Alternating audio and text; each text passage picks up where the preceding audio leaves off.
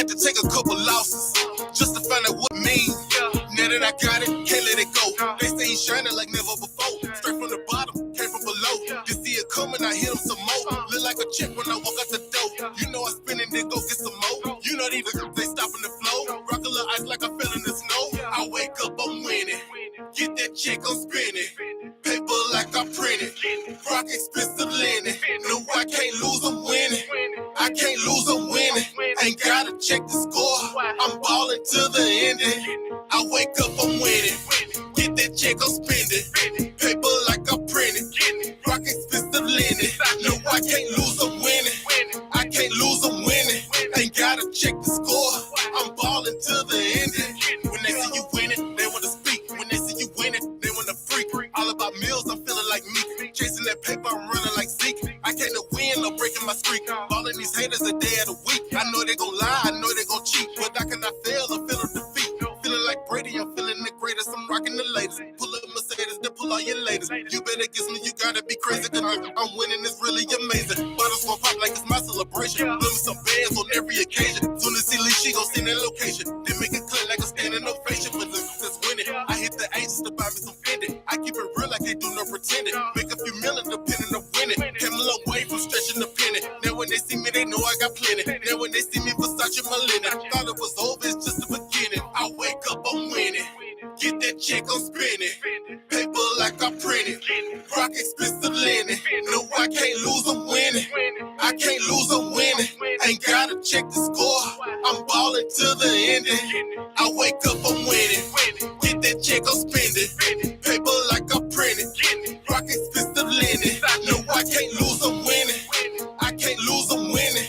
Ain't gotta check the score. I'm balling to the ending. I wake up. Winning. I can't lose, I'm winning. Paper like I printed. Get that check, I'm spinning. I keep it real, I can't do no pretending. Chasing that paper, I'm running like Zeke, but I'm on a mission to get it. I'm balling to the end.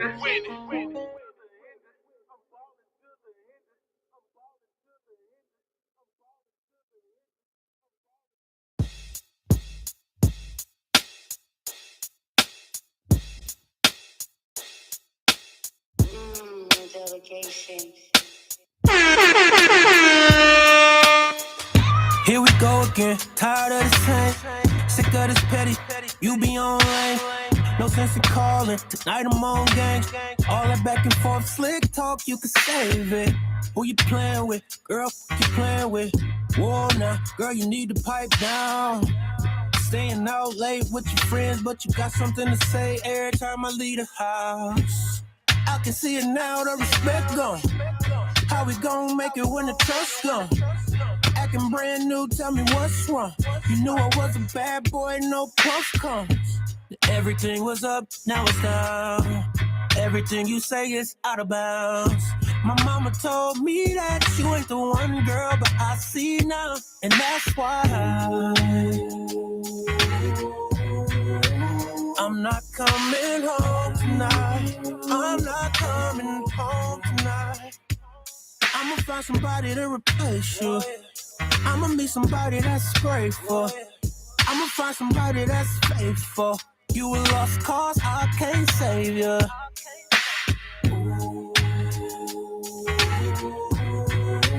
I'm not coming home tonight. Don't stay up, girl, waiting for me. I'ma find somebody to replace you. I'ma meet somebody that's grateful. I'ma find somebody that's faithful. You a lost cause, I can't save you.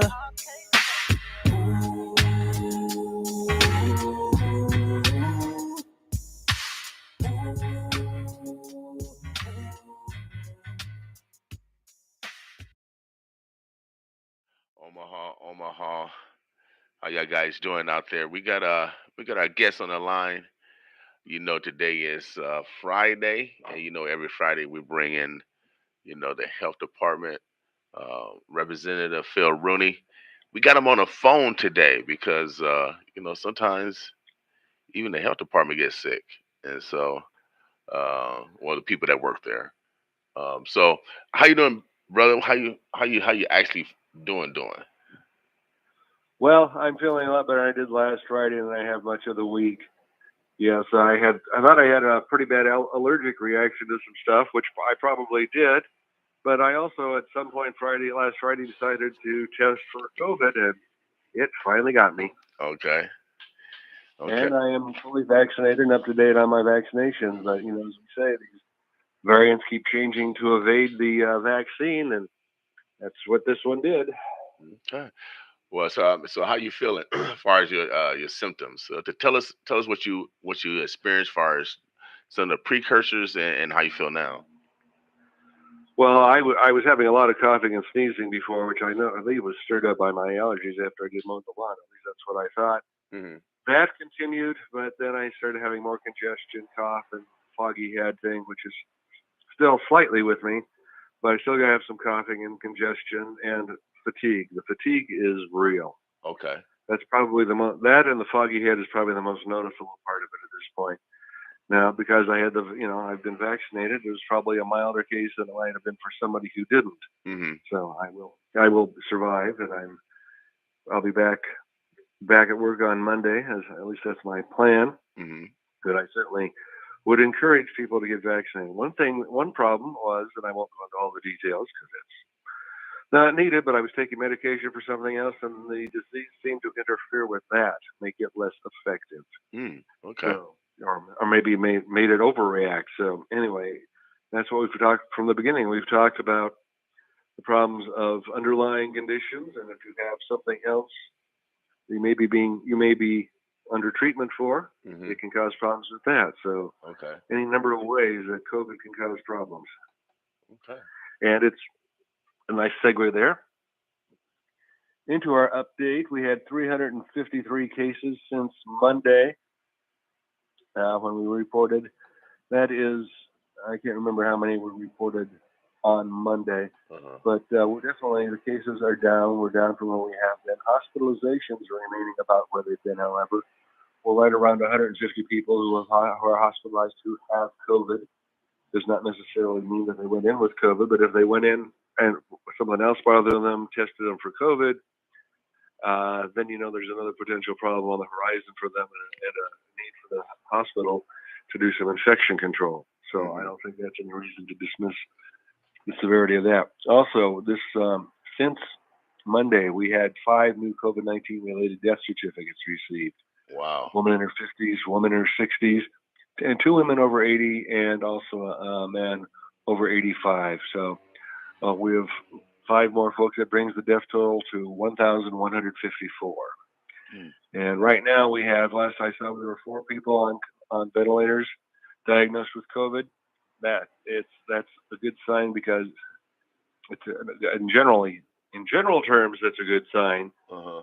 Because when at the peak back in January, we had probably 10 times that. So people are getting sick, but for the most part, they aren't getting as sick. Okay. We did have, I think, 13 pediatric cases yesterday. Wow. Okay. So maybe it's hitting some of the younger people now as well. So that's something to keep an eye on. Okay. But at the moment, we still have a fairly significant level in the community, but it is heading the right direction from where we were talking a couple of weeks ago. Okay. As far as nationwide, is it the same trajectory, or is it different in different parts of the country? A little vary in different parts of the country. I think this is a fairly common diagnosis. Okay. CDC.org has a lot of good information on that, and it is, if you're going to be traveling someplace, it certainly is worth checking to see what the situation is there, being as up to date as you can be on your vaccinations. Right. Okay. Now, something else we want to talk about, I think, William. I remember a couple of times this summer we've talked about going swimming in lakes, Yes. streams, Yes. or swimming pools. Yeah. This very tragic development we had during the past week: a child lost to a suspected case of PAM, where what is common as a brain-eating amoeba gets into a person while they're swimming. Uh-huh. And in this case, it costs the life of a child. It gets into your nose, and it gets to your brain. So wearing nose plugs definitely helps. But if you stay in a swimming pool that is treated, controlled, you're much better off. So Right. something for people to be aware of. Don't panic. It is still extremely rare. but nose plugs are something you can do to keep the water from getting to where it doesn't need to be. Don't get it. There's no evidence that if it gets into your ears, it causes a problem. There's no evidence that if you swallow water in the river or something that would cause this particular problem. And our drinking water from MUD is absolutely safe, so because that is treated. Okay. So it is absolutely safe from this amoeba.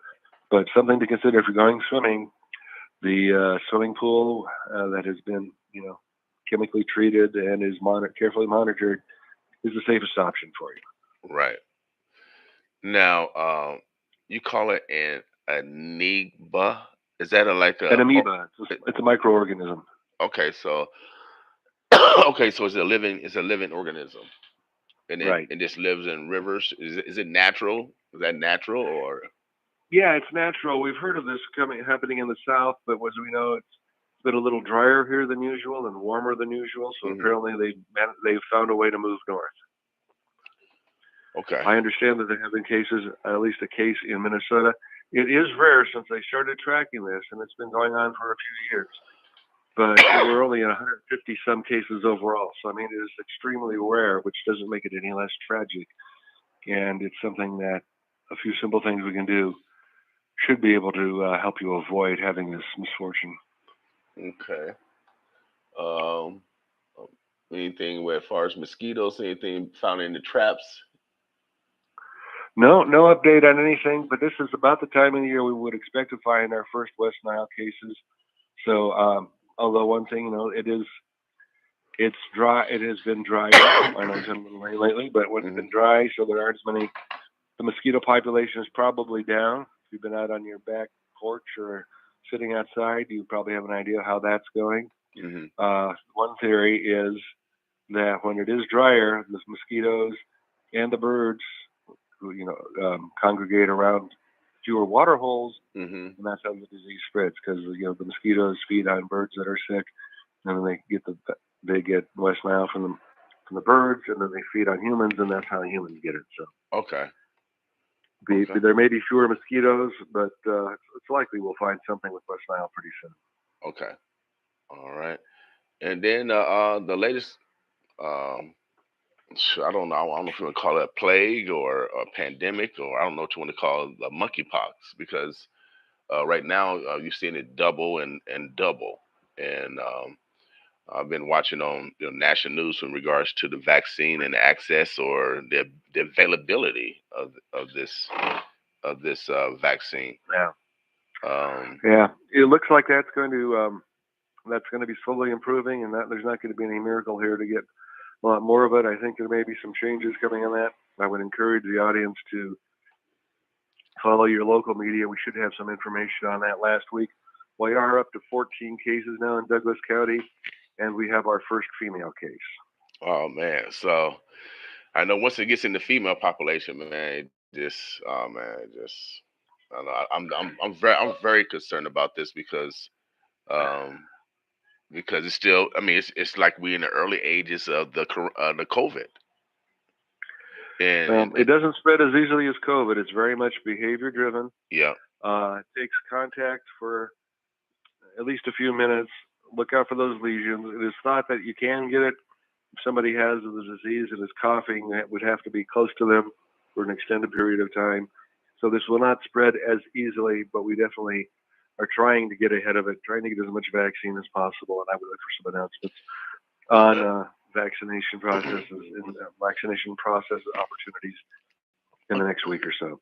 So, I mean, some people are fearful of this. I mean, do shaking hands? Will you think that because if they had the lesion on their hand, I mean, if they had the lesion on their hands, is that I think it is potential. The problem there might be you shake hands, and then you maybe get your fingers near your mouth or your eyes, and it can get into that way.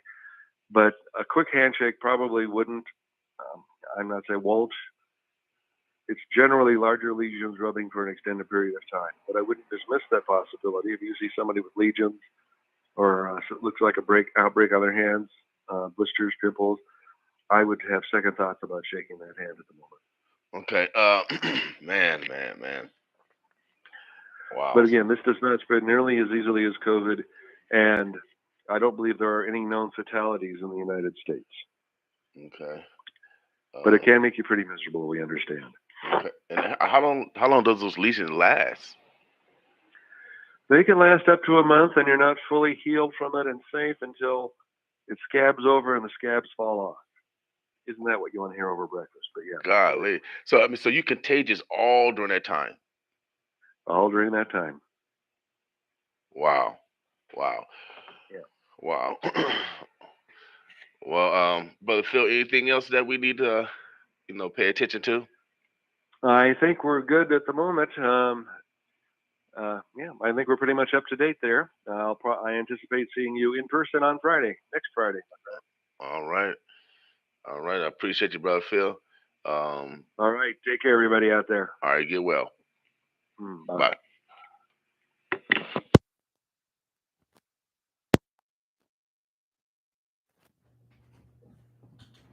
Omaha, the Burbs, the Bluffs. That was my man Phil Rooney from Dutch County Health Department. We got some more guests coming in later today. Want to make sure you stay up to date on this latest plague. You know, what I mean, this is we can't take it lightly. And if the monkeypox get into the women population, I mean, man, right now it's just in the gay men population, but some gay men are bisexual. They mess with both populations. And so you guys got to be careful out there. You got to be careful out there on who you allow in your circle. Who you allow in your circle. And so man don't know. This has been written in Revelation. Plagues will come. Rumors of wars, and parents that turn against children, children turns against their parents. This has been written.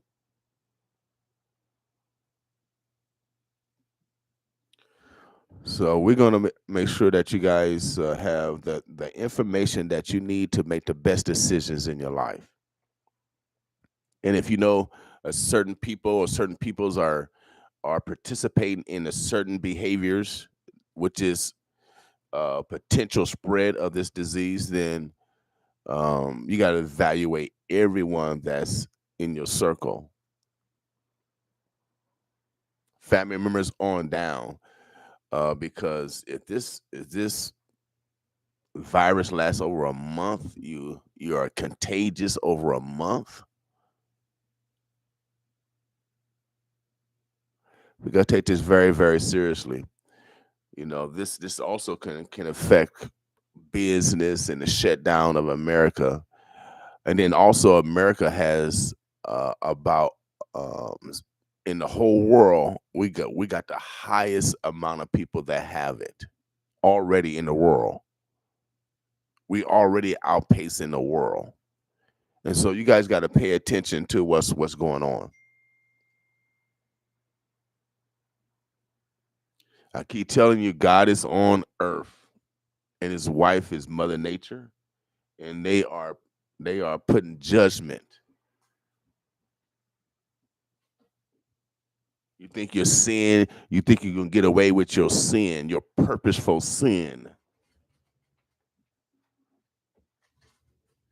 Young people, when you commit purposeful sin, God is not going to forgive you. You're doing it on purpose. You're doing it intentionally.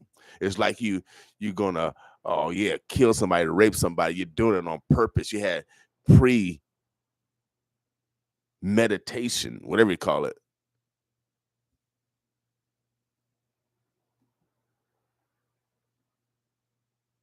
So today is Black Friday. We encourage you to support a Black business. If you're from the Black diaspora, that's our responsibility to support our brothers and sisters. That is a reflection of self. And we encourage our neighbors also to support businesses that's all around this community, so we can rise and be the example of the city that we always preach about. So be intentional today on spending money from the black diaspora. Y'all talk about y'all love y'all neighbor. Y'all go to church and synagogues and mosques every Sunday.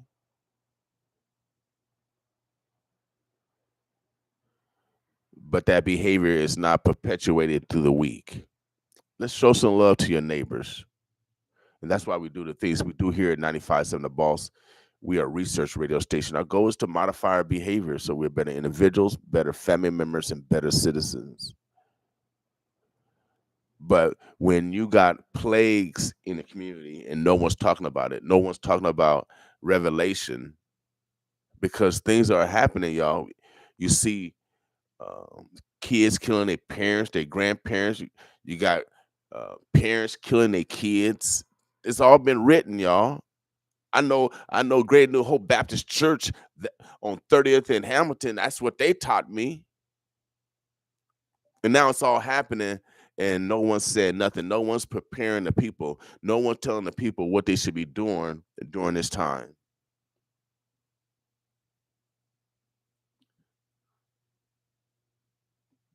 Now I hear Morning Star doing their thing over there, so we're gonna have to have good morning, y'all. Good morning. We're gonna have representative from Morning Star Baptist Church to come through because I heard that they speaking about revelation. I heard that they preparing their congregation.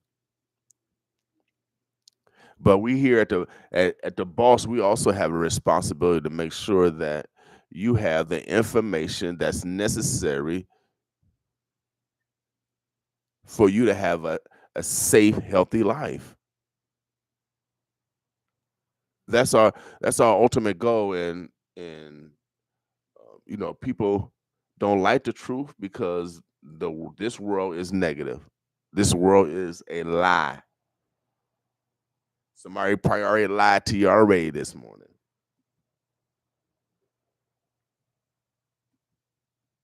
So this world is a lie. And everybody's used to that lie.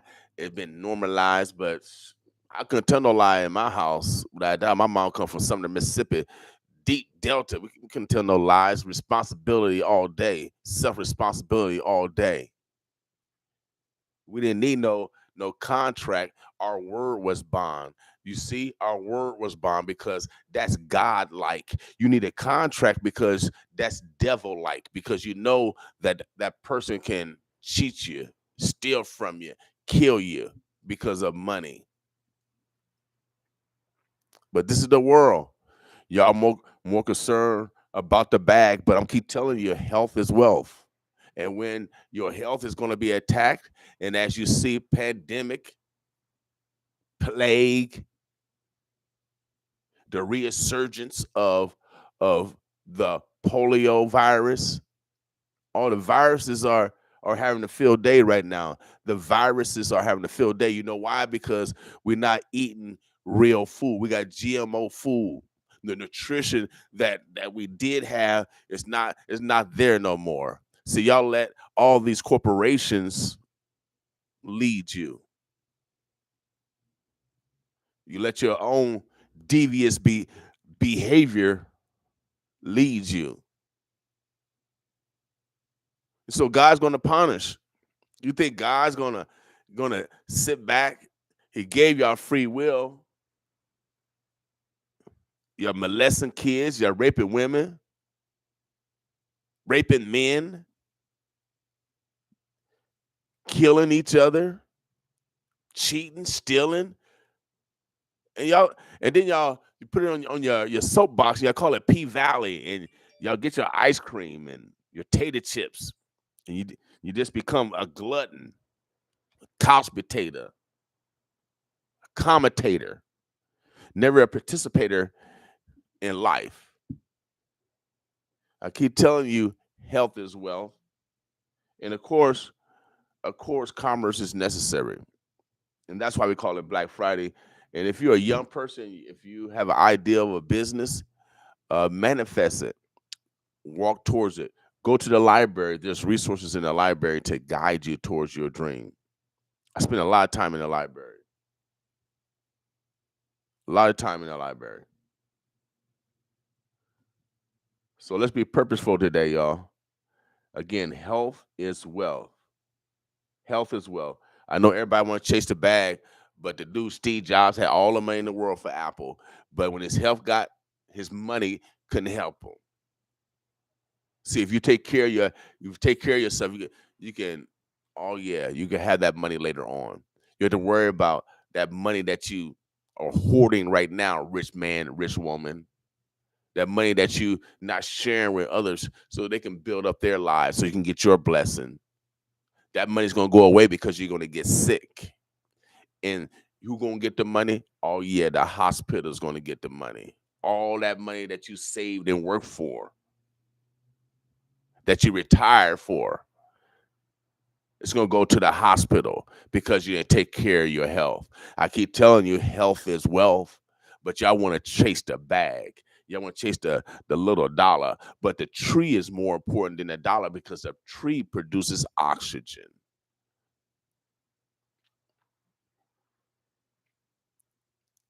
See, I get paid by God. Man only pays me once.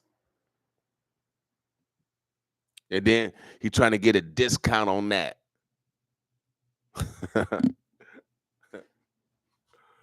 Boy.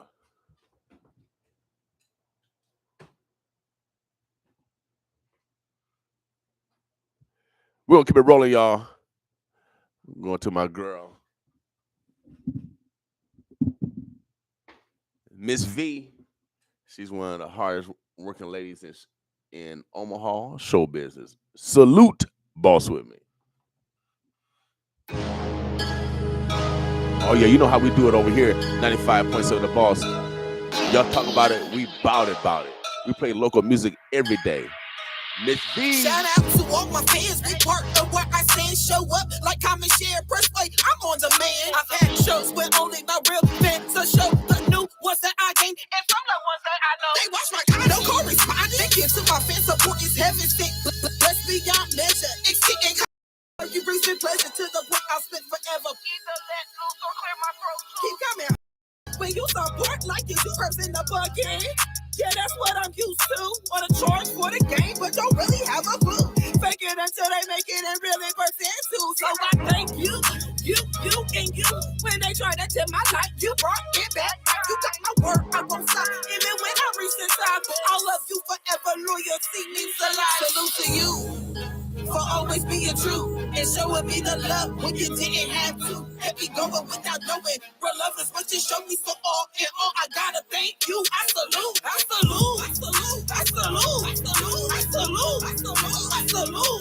And thank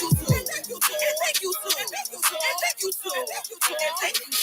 I took my kid the other day. I was done with me. She got real sad, and that's why they just don't want to do it. They don't support. It gets real hard to the point I just lose it. Then I say JK, though I still go through. She smiled and say go on. Brady came so far. I love your music. Thank you. I just gave her a big hug. Overwhelmed by the love, just the dose needed. You refill my cup. 10 toes down, no matter what. For music or pull up. I speak the truth in me. Sometimes trouble gets stirred up. But only when there's conviction. Not really the real ones. My babies keep me grounded. Life has me well-rounded. To the point where I acknowledge the families I have founded. Track for track and sack. Keeping it astounded. So publicly, I announce. Thanks to you. From family to fans, you're the reason I still stand. Salute to you. True. And showing me the love when you didn't have to. Without knowing, real love is what you showed me, so all in all, I gotta thank you. I salute. And thank you too. I salute. Thank you, Mom, for always being my first fan and doing everything that you did to make sure I still stand. I salute. Thank you to my family, to my fans, from my babies to my babysitters. I salute.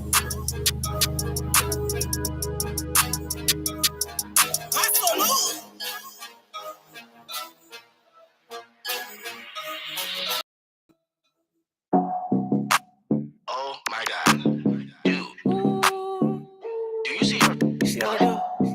Yeah. Her butt. Bad, yeah, it's B.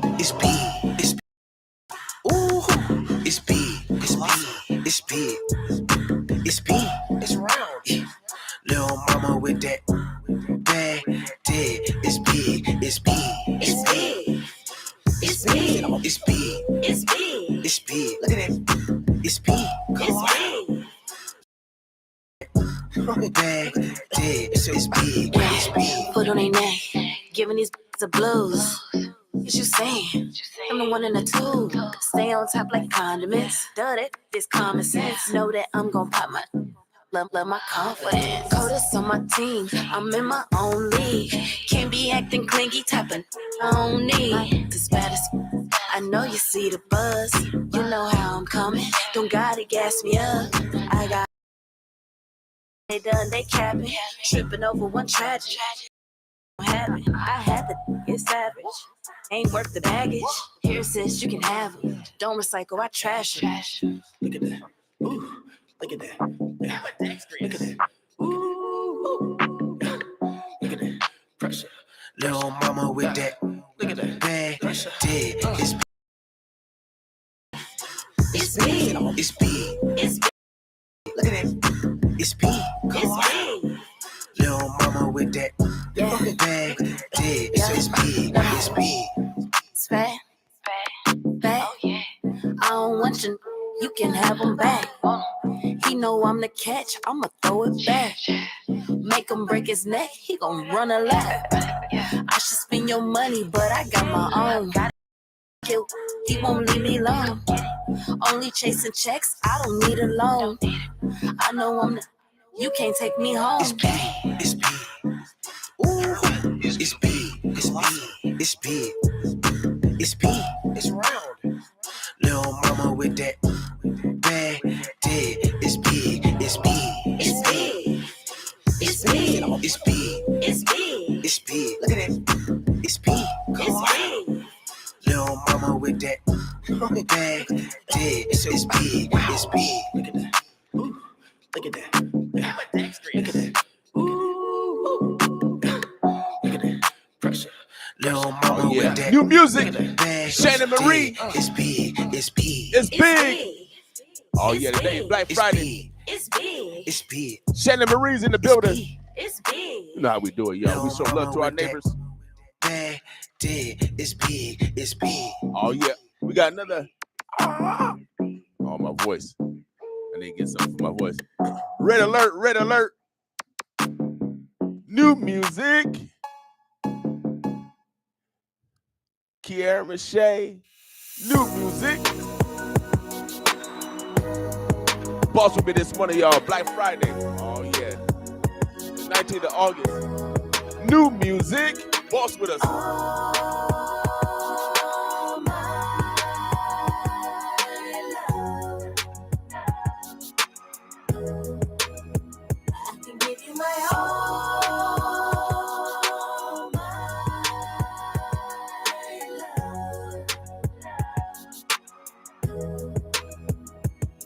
No, it's my fault.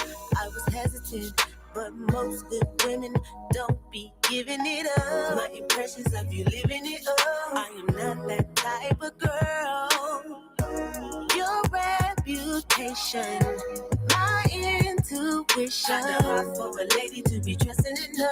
If it's true, what your person, could I give you enough? Listen, I am a blessing. A good man waits. There's just one thing I want you to know. Maybe give you my all, my love. I can give you my all, my love. Falling for you too soon. Make the right moves, you know. Let's take it slow. Let's take it slow. Baby, I want to see us grow and build empires. Real love is required. You're the one I desire. I desire. Yes, and I am a good man. Wait, there's one thing I want you to know, baby. My all, my love.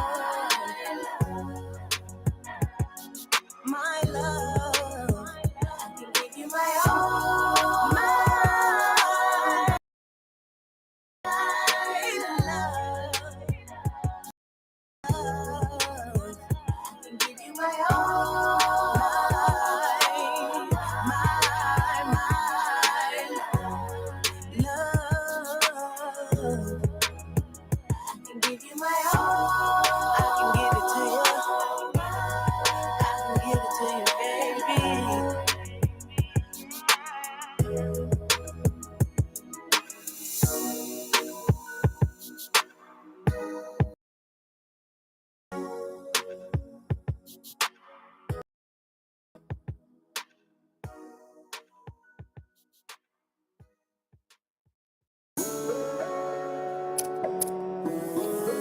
Smoke some. Yeah.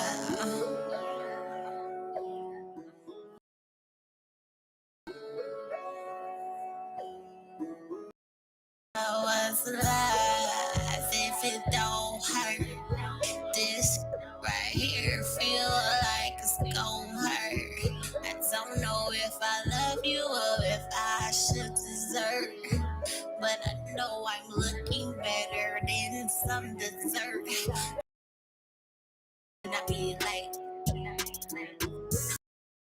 my money, he be talking all these lies. He want me to be up in my room and just cry. I told that, be quiet, here is the lullaby.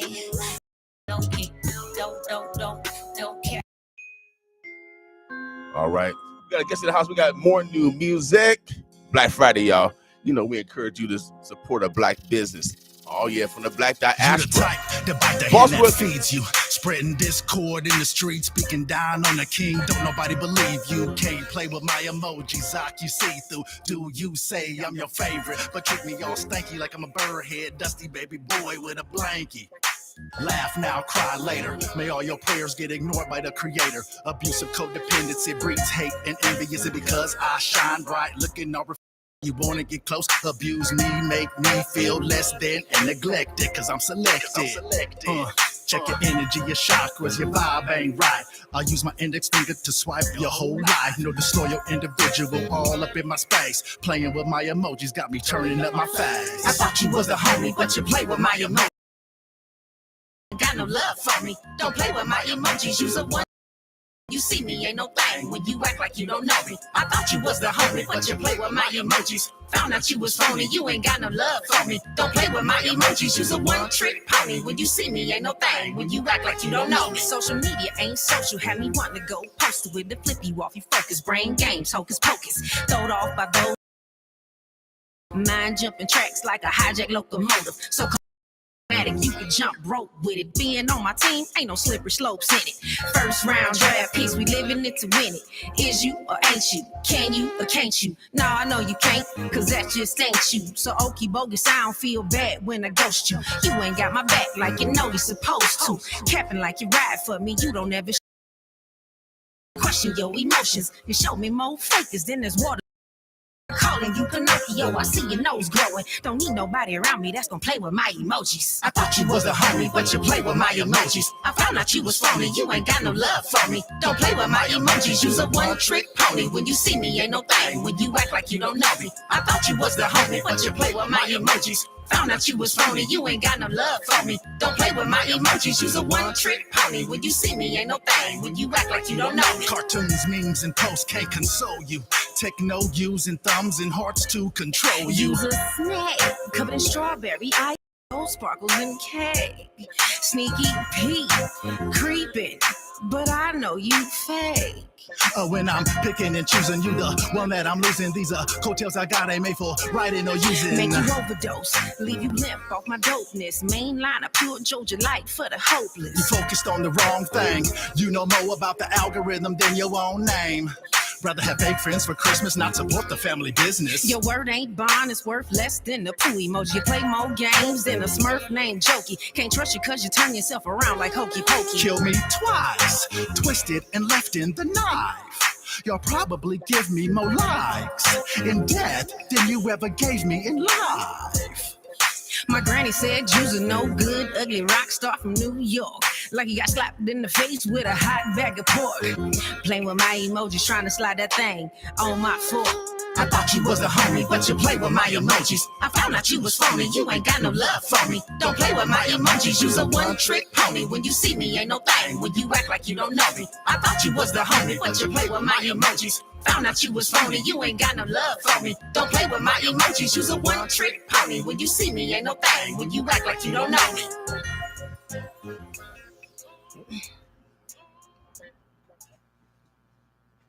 Now it's more new music. Don't play my emoji. I think it's emotions. You know how we do it over here. Subliminal message. Don't be playing on my emotions this morning. New music. Oh yeah, we got music by. Oh yeah, that's what we're gonna be doing today. But we got some very special guests in the house. Today is Black Friday. We encourage those in our listening coverage area to support a Black business. We are purposeful. We are a research radio station. And our goal is to modify our behavior so we're better individuals, better family members, and better citizens. And if we're going to change our dynamics of our community, we cannot keep asking others to help us first. We got to help ourselves first. So we recognize Black businesses all throughout the week, but especially on Fridays. So just in case someone said, "Oh, I didn't know they existed. I didn't know they was over yonder." And so we like to be purposeful and intentional on loving our neighbors, especially if they're sacrificing not only to provide for their families, but also to provide products and services for you, so you can, make your family have wholesome, wonderful times in life. And so, how these stars are, Omaha. I saw them on social media. I saw them on, all this depressed. And so I said, well, it was very impressive. I said, well, come on home. So can I get some of that love too? And so, no, I was very impressed because anytime someone opens up a business, it's a sacrifice. You don't see all the back end. You just see the lights, cameras, and the action. You don't see all the back end, the planning, the financial side, the time commitment, et cetera, as well as, business is war too. So you got to watch out for those that are competing against you on a warlike level. And so we like to brag off our neighbors over here. That's how I grew up. We loved our neighbors. We picked our neighbors and we competed against other neighborhoods. This is how I grew up. We actually loved our neighbors. We appreciated their skill sets, their talents, and we competed against other neighborhoods around this community at the Boys and Girls Club now. And we competed because we appreciated our neighbors. And we take the same philosophy here at 95.7 The Boss. We actually love our neighbors. We brag off them. I like to clap. Then I said, oh, I know them. Yeah. Because I love to brag off the intelligence from this community. Greatness comes from here, baby, without a doubt. I don't care what evaluation they have over here. I'm letting you know that greatness comes from over here. And you know how these stars are. Oh, yeah, I got goosebumps. God's in the house. Oh, yeah, God's in the house. You know how these stars are. They got their own noun, verbs, adjectives, prepositional phrases. Oh, yeah, some predicates to introduce themselves. I'm gonna let them introduce themselves. We'll get right into the dialogue, man, because if you want to create some family memories today, you can get it done. If you want to create some good, positive family memories where ching, all the pictures, then y'all look back. Oh, girl, you looking good. Oh, look at woo. This is today. I know y'all been working for whoever. Even if you've been working for yourself, you need to take time out to have fun and play. I still play. I'm 57 all the way to heaven. I ain't trying to go to heaven yet, but I still play. And you know why I ain't trying to go to heaven yet? Because I play. You got to play, man. When you smile, it releases endorphin, God, and it creates healing. God wants you to be happy. He wants you to smile. Without doubt, it actually creates healing. I'm getting healed right now. Thank you, God. I'm healing right now. And so this business is one of those businesses where you can create some great family memories. Oh, yeah, without a doubt. It reminds me of the Family Fun Center when I was growing up as a young lad. Yes, I was a young lad. I was a young lad. Can you believe I was a young lad? We can believe it. Okay, I was a young lad. But they got the same type of groove. And I can't wait to go out there. You know, I did one of the VRs one time, and I was running in kind of stuff. You know what I mean? Yes. But they got it all. They got the vintage stuff for the old timers, like to play I think all that stuff, air hockey and all that stuff. So I'm gonna let them introduce themselves. I'm gonna let them take the mic over, but since they already stars already, you know how they are. They've been trying to grab my mic already. You see, they got 2 in 1. So I'm gonna let them introduce themselves, and then we'll get right into the dialogue. So how y'all doing this morning? Doing well. We're doing good. We're doing good. Yeah, we appreciate you having us. Thank you. Yes. No problem. Like I said, we like to actually brag off of our neighbors. You know, some people like to hate, but I call them motivators. I don't call them haters. I even get a haters positive twist. 100%. Yes. Yeah, you got to, because you need that energy to drive you even more. Yeah. 100%.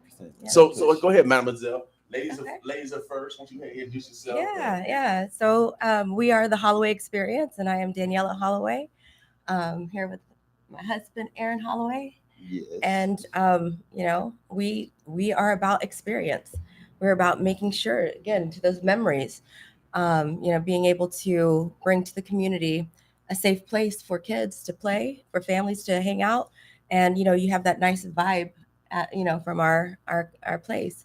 And so again, we are the Holloway Experience, and we bring in what some people say a gaming cafe, but we just like to call it the Experience Lounge. So if you're into gaming, we have the Xbox Series X's, we have the PlayStation 5s, the virtual reality Switches, and then going back to some of that fun games, we have the air hockey, pool tables, the photo booth, Okay. and it's the Magic Mirror photo booth. So it's interactive as well. We bring also the digital game tables. When I say game tables, I mean like game boards, Okay. like Monopoly and chess, and you can play, 1 to 6 players, and to kind of just bring that family feel back. Mhm. And so everything is digital in our place, except for, of course, the pool and the air hockey. And but behind the vision of it is, we wanted, in such a time when we're so connected with all of our devices, all of the digital air, instant messaging, all of that stuff, we are also very disconnected. Mhm. And we're disconnected in that emotional, social interaction. And so we want to bring that back using the digital era, using the digital technology that's out there, and have families and, couples and friends and everything else just really connect and have a good time and leave with an experience. We do give that feel too. Me and my husband, we like to bring that family feel. We like to bring that, hey, you can talk to us, if you need anything, we're here for you. And it's really to give back. It's to give back. We notice that there's not much to do, for certain age groups, and even our age group. Mhm. We have a hard time sometimes finding that place to just chill Mhm. and relax. And so we've created that vibe. So when you go in, you'll see that we are, it's just really laid back. We got all of the LED lights. We have that dark kind of, mode going on. Okay. And so it gives you that kind of that club feel, Okay. without all the drama. So romantic gaming, y'all. You could call it that. Yes. Oh yeah, they created romantic gaming. That's a good way to say it too. Without Yes. doubt. Yeah. You gotta have the ambiance, baby. You gotta have the ambiance. So now,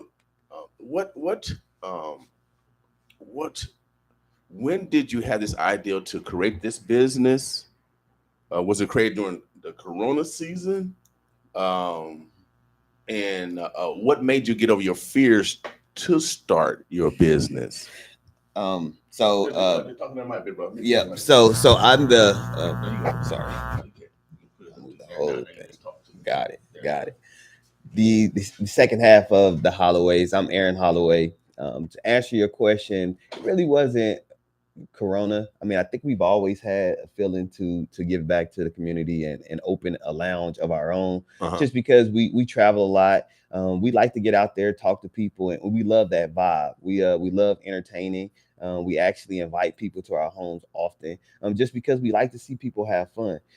In this particular moment, it's an area out there by where we live, and we see kids hanging out at Targets and All Home hours of the night. Depots, all hours of the night. And we found out, kind of talking to people there's no place to go. There's no place to hang out. So we just wanted to give them that avenue to where, hey, we're safe. We're, safe environment where you can hang out, where you can have fun for those couple hours where you don't have to worry about trying to find something, which usually when you try to find something, you find trouble. Right. And for us, we have no trouble. Hey, we welcome, we open our doors, and it's to everyone. I mean, we have 7-year-olds coming there having fun, 8th graders having fun. We have grandparents coming in with their grandchildren having fun. Like it's couples coming there competing air hockey, pool, and different games, having fun. So our thing is just to open it up for everybody. It's not just for one person or one family. It's for everyone. And that's one of the things that it just, fulfills us. And to give them the place to come and talk. And we have mothers coming and sitting, having conversations and 30-minute, 45-minute conversations with us, just because we allow them a safe space to open up and let's talk about what's real. Let's talk about what's going on with our kids and the village. Let's help raise them. So that was kind of the reason behind why we wanted the Holloway experience and why we brought it up in our vision, and that we're actually seeing the vision play out in front of our eyes. So, and to add to that, we've seen just an increase just within our little unit of suicides among teens. We've experienced, my son, our oldest son, was on the phone with his best friend when he took his life with a gun. And, that was our first wow, oh my gosh, this is really real. And then just this past May, we had our nephew who took his life. And then another friend whose parents found him hanging in the basement. And so, I mean, this was all within 3 years. Now are these Black children? Some are, it was a mix. Okay. And so it's just, one thing is that there's just a missing of purpose, a missing of struggle, different things like, the things that drive you. And so we're trying to put that back in. We're trying to, kids who come work for us, what is it that you want to do? You want to learn marketing? Okay, well, let's get on some TikToks and let's do some marketing. One of our videos that went viral was from a 15-year-old whose idea it was, if you want to learn the business, let's get you in some of the books, let's get you in the accounting. And so we want to put stuff into the community. We want to build into the children, and we want to give them just, we're missing that piece that used to be, like my husband said, it takes a village. Without doubt. Growing up, we had signals. When I talked about it, I was talking about you yesterday because young people do not have anything to do. Our politicians are giving money to buildings and sidewalks and not given to actual people and the resources of young people. They built $100 million jail for juveniles. Yes, they built $100 million jail for juveniles, but they won't give no money to or even expand Step Up program, which only get $1 million to employ kids during the summertime. You see the difference. And so when we grew up, we had signals, we had the caboose, we had about three clubs when we got through playing basketball or football. So all the high schoolers, they had something to do. Yep. So you guys might need to fill that void. You need to be that new signals where I don't know if you play music over there. They have a dance floor. Yes, we want all of that. So I encourage you, since I'm a marketer, I like to market. Definitely. I work for God. Definitely. I would encourage you to hit all the school buses. Hit the games. Just with that, let people know that you're a safe spot after the football games and basketball games. Yep. I guarantee you'll have students over there. Definitely. And then once they start talking, then when they find a safe space and get the other safety mechanisms evolved. See, I'm wearing this shirt called Community Safety. Nice. Okay. Miss Byers came here yesterday. And she was talking about the same thing as far as safety. It's the same thing. This is what you guys are doing. You guys need to be there. Also, let people know that this is a safe spot. Also for people. Definitely. So once I heard about you guys, I'm gonna spread the news because you remind me of Family Fun. So you remind me of where I can just go and take a date and have some fun. Exactly. Right now, when I want to play arcade, I go to the beer cave. Yeah. Now I know about you guys. Yeah. You can come Yeah. to us. Come to Yeah. Holloway Yeah. Come to the Holloway and Experience. we got a little bit of both. Okay. Obviously, like you said, we support local businesses. I mean, Mhm. and it's just enough room for all of us. It's Right. enough room for all of us. And when you want to come and you want to relax in chairs and you want to play the console or you want to play VR or you want to just play some pool or some air hockey, I mean, that's what we provide. If you want to come out there and just chill out in the cafe area and watch some Marvel movies, we give you that as well. So it's just one of them things is we are providing a safe place. We are providing an experience. We are, providing entertainment. Like we are providing this community involvement that we want everybody to feel welcome at. It's definitely inclusive. It's definitely a place where, hey, you can relax. And like you said at the beginning, we work all week. We work hard, and we want to give that place for everybody to relax and have fun and smile. And if you want to come out and get whooped in some air hockey, I'm always down. Oh, you're right. We like competitors over here. We like competitors. Now you got Boys Club over here, and we're the experts of Boys Club. Yeah. And so if you beat me, I got somebody else from the Boys Club. If you beat them, we got somebody else coming from the Boys. If you beat them, we got somebody. We're not going to stop. Keep coming. That competition is great. We love it. Yeah. We love it. Give us the address, the times that you're open. Can we book a special time for our family? Do you do events where like a wedding, but I want to play some arcades that day or blow some balloons? Blow some bubbles. I don't know what you guys have over there. You can blow some bubbles outside.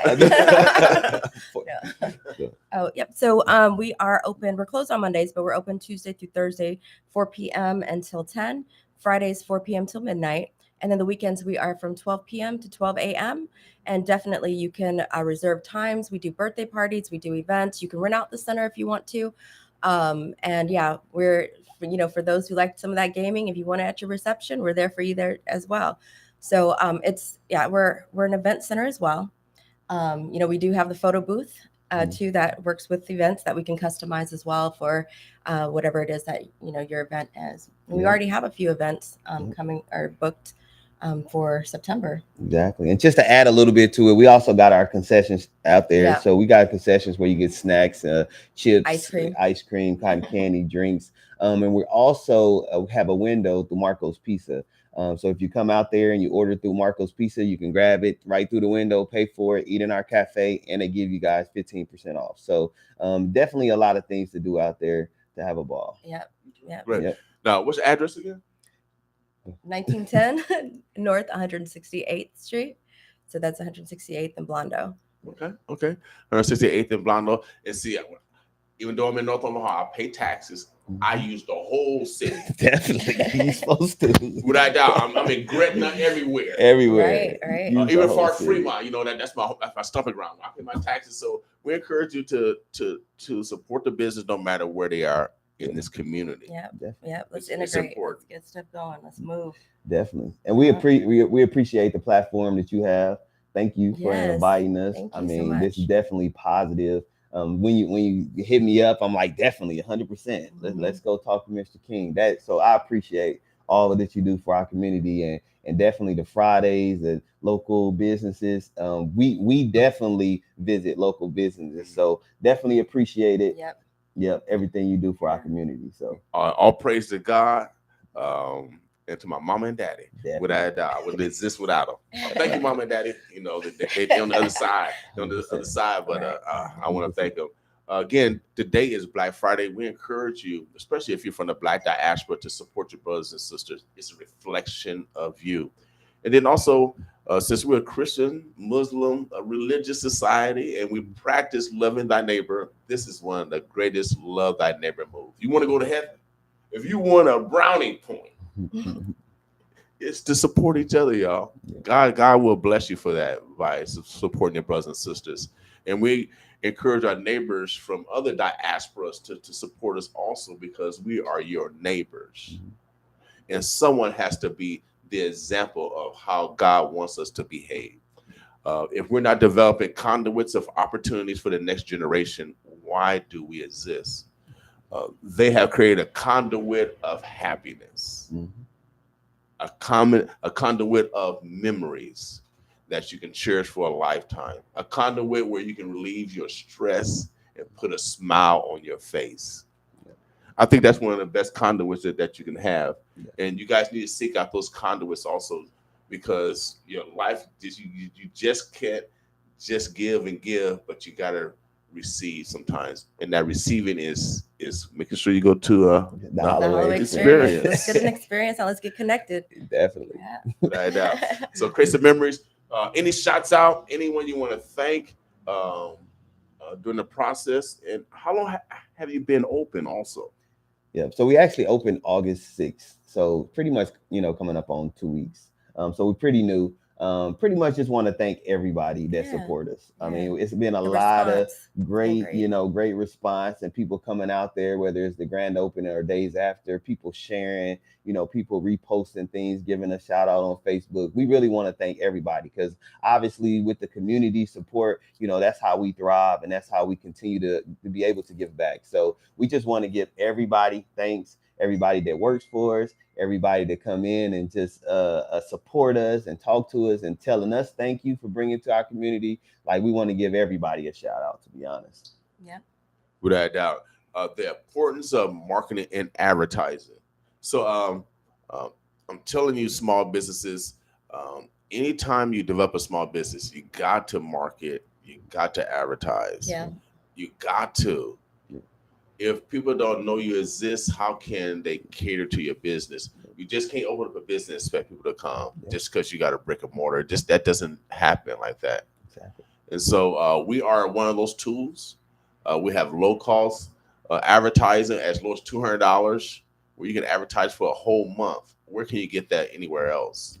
Where we reach 800,000 people every second. Nice. Boss move. That's God moves. Right. Come on, God. See, I don't make the time, but we sell time. No. You know what I mean? Nice. I don't make the time, baby. God, I keep telling you I work for God. I'm selling God products. Nice. Yeah. Marketing is key. I'm actually selling God product, time. Yeah. And so, I mean, if you use your time right, you invest in yourself. I mean, you're gonna get the rate of return. A lot of people don't invest in themselves. And you need to invest in yourself. I'm telling you, got to market your business.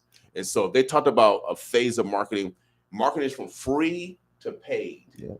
You always, it's a slope like that. You got to have a free to paid. Yeah. And the marketing has to be consistent. So I'm gonna give y'all a 411 on some free, how to get some free advertising on all platforms, is to create a story. And so what I saw from them was their story. Mm-hmm. And so they're not really advertising their business. They're actually telling their story right now. Yeah. And their story is about their business. Yeah. You see what I'm saying? The story comes first. The business comes second. Yep. Yep. That's key. The story creates news. Mm-hmm. And if you put it like in a press release, so if of course everybody want to cut the ribbon, but if they create a press release and then send it to all the news stations and radio stations across Nebraska, news stations and radio stations and bloggers and social medias are always looking for stories to write about. When we're in the womb, we listen to stories. When we look at TV, everything's a story. Mm-hmm. Everything's a story. So remember that, y'all. Tell your story. That will create news, which will be free. Yeah. That's so I'm gonna give y'all one here. You have to come back and pay $5.99 for the rest of the tips. Everything ain't free. All right. Again, I want to thank you for manifesting your God-given talents. Yeah. Without a doubt, we need more entrepreneurs so our young people can mimic. Yeah, 100%. Absolutely. Without a doubt. So I want to make sure I give you your flowers alive while y'all live. I know y'all guys don't have nothing to do this weekend.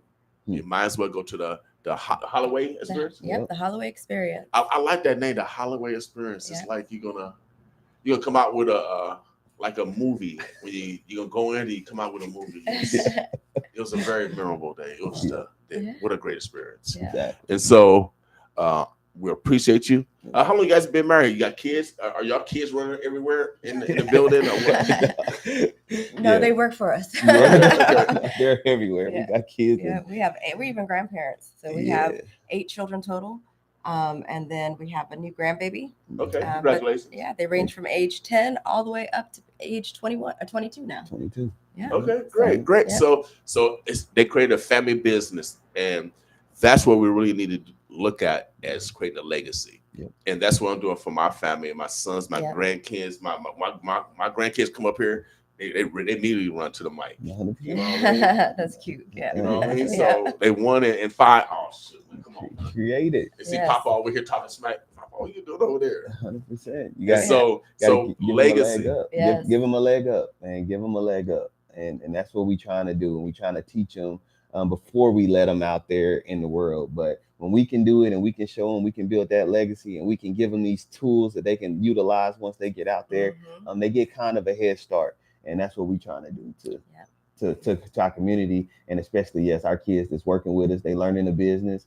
They learning, how to talk to people, how to socialize, that customer service aspect. So yeah, definitely that's what we trying to do. Right now, you say you had 8 children? Yeah. Yes. 8 is enough. Yeah. 8 is enough, y'all. Yeah. Go back and archive. 8 is enough, y'all. Yeah. Y'all for y'all youngins. Yes. Yeah. But obviously, it wasn't enough, y'all, Yeah. because that's a good thing. I know they got a wealth of talent, but I know their refrigerator and their table and the kitchen when he cleaned up. Lord have mercy. I can't imagine that. Yeah. I can't imagine it. Yeah, we out there still. So Teamwork, y'all. Well, great luck in the future. yeah, The Holloway you. Experience. Make sure you guys go out to 100 and what? 168th and Blondo. 168th and Brownlow. Is it right on the corner? It's actually at right on the corner, right Yeah. next to Marco's Pizza. Yeah, So it's the it's old connected. family video. Yes. The old family video out there. So yeah, 1910 North 168th Street. Okay. Well, we're gonna bring them back again because I like to have fun. I like to have fun. Mhm. So I'm gonna surprise my my grandkids. We're gonna pull up on y'all this weekend. Nice. Nice. We'll Hey. surprise them without a doubt. Nice. We'll be there. So we can eat and all that. What kind of concessions do you have out there? Like the chips, different chips and candy, ice cream, drinks, Cookies, cookies. cotton candy. Yeah. Okay, so everything that keep kids moving. Keep them moving. Everything Yep, to keep everything, them hot. yeah. Everything to keep us all moving. Definitely. We have someone who comes in for Snapple apples. That's Yeah. all they come in for. They don't come in to play. They just come to get our Snapple apples. Yeah, The definitely. drinks. Yeah, So, so definitely. but yeah. How many people? What's the capacity of your venue? Yeah, the capacity is 175 about. Okay. Yeah. So I mean we can hold a lot of people. Okay. So and it's whatever's comfortable. We try to allow because we want everybody to have fun and not Right. be too overly Yeah, yeah. pressed. But we definitely welcome a lot. So Okay. Looking for volunteers or anything like that? What other needs do because closed mouth don't get fed. I need money. I need money. I mean, it's- to be honest, it's really just a partnership. We have, Mhm. been reaching out to schools. We want to be that avenue for after school programs. Mhm. I think the Boys Boys Town Town, they reached out just so we can, do a little thing Field as far as trips. incentives Right. for the kids to get good grades and Yeah. behave well and stuff like that. So we want to build that partnership with our community. So all is welcome. And we can have that conversation and we can see what we can do because we want to give back. So What's the phone number where they can get in contact with you? You can go to our website our Facebook page, and it's right there on there. It's a brand new number, so I'm sorry I don't have it memorized yet. But do you have your phone? You can look it up. Right now. Say they're a new business. They've only been in business 2 We weeks. just got the phone turned on this week. Oh, I just got the phone turned. Okay, all right. Shout out to whoever turned the phone on. Yeah. yeah, So- Cox. But we Right can, now. yeah. Cost you owe me money. You owe me some money, Cost. you- We got to pay your bills. right. Pay my bill. No, Omaha, the Birds of Bloods today again is Black Friday. We encourage you to support the Black business in this community, without a doubt. If we are going to grow as a community in harmony, then we have to support each other. We have to support each other. Somebody have to do the work of God. Somebody has to do it. And when you love thy neighbor, that is, again, that's the best move that you can get, without a doubt. So the Holloway Experience. 531-375-5945. All right. They do private events. If you want to rent it out, reserve it. They have all those accommodations. Do you guys have Pac-Man and all that stuff? Galaga? We don't have those yet, but we have the pinball machines, Pong, I don't know if Okay. anyone remembers Pong. That's my favorite game. Yeah. But yeah, so we will get some of those older games that we're used to Right. because we're getting response. And that's one other thing too, is that we take feedback. So if there's games or if there's something, we hear the community saying that that's what they want, we're going to bring it. I think one person said Donkey, what was it? Donkey Kong. Not the Donkey Kong. It was, something else. It was like Donkey Kong, but it was another, I Okay. can't remember the name of it, but we just take it and we write it down and then, we get it. Okay. So, but we do have Galaga coming. Okay, yeah, So that's my it'll be favorite there this game. weekend. Yeah. Actually, one of mine, Yeah. besides Pong, but yeah. no, I won't challenge you in that one. Yeah, all right. Well, I'll challenge you in that one for real Okay. because I remember walking from my house to 40th in Dodge. They had a Galaga machine over at the Little King restaurant. Yeah. And Little King is gone. That was a long time. That was in the 80s. And that's a long time ago. And so, again, congratulations on your new business. Yeah. Omaha, the Birds of Bluffs. Make sure that we get that experience, the Holloway experience. And again, what's that address? 1910 North 168th Street. All right. It's right in the center of our community, y'all. It's right in the center of our community. And so make sure that we come out and support. Where's the family memories tonight? All right. All went down on us. Yeah, so I got to produce, direct, and as well as host. That's all right. Everything. Yep, that works. So women, y'all think y'all can only men? We can multitask too. Well, we know they can do it, but we can do some things too, y'all. So enjoy your Friday today. I mean, it's only 70 degrees outside, so enjoy it. Make sure you carry your umbrella if you feel you're gonna get wet. But man, I love the rain. I love when it rains, without a doubt. Omaha, the Birds of Bluffs. Any shots out? I'm gonna give y'all the last words. Give y'all infomercial about tonight. Why should they come and experience the Holloway experience? Yep. The biggest thing I can say about the Holloway experience is it's just one of a kind experience. It is for everyone. It is for everyone to come in there and enjoy themselves. They will walk out with a smile. You will walk out with memories, and that's what You'll walk out bless our feeling heart. loved because that's what we give. So we give that love, and we appreciate you. We really actually care about the person. Yep. It's not about. I mean, yes, you do a business to make money, but we really want to just invest in people and show them that there is still a community here. Yep. Without a doubt. See, when you go from that philosophy, God pay you 10 times, man. Don't pay you once. 100%. And we want you to make sure that you go through life and business with the highest ethics. 100%. Yep. Getting ready to write a book on it. And I'm gonna need some security afterwards, y'all. So I'm getting in shape right now. But when you talk about ethics and being truthful, it automatically. I used to have a show called Positive Havoc. Anytime you're positive, it's automatically gonna cause havoc. So you might as well get ready for whatever's going to come in at you. So when you're positive, and I tell everybody, if you want to test true friends or true enemies, just tell the truth. Yeah. Just tell the truth. The devils, if they have devilish intentions, they will expose it through body language or through what they say. You got to see. I'm smart, and the reason why I'm smart because my mama couldn't read or write. She picked cotton for y'all for real, and I had to read to my mama every day, and so I still remember the sacrifice that she bestowed on me. But she was also my first competitor because if I didn't know a word, she said, "Boy, why am I sending you to school?" I said, "All right, mama, I had to go to school and learn that word." My mama was my first competitor. Nice, for real. And so, so y'all can't even hang for real, boy.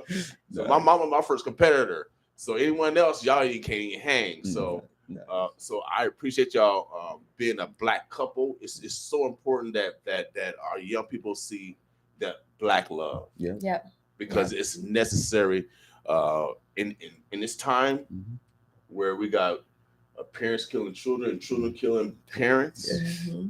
I know. It's so important that we see Black love. And 8 children, oh man, 8 is enough. 8 is enough, boy. 8 kids. Yes. Yes. Woo! 2 in college right now. 2 in college? Yes.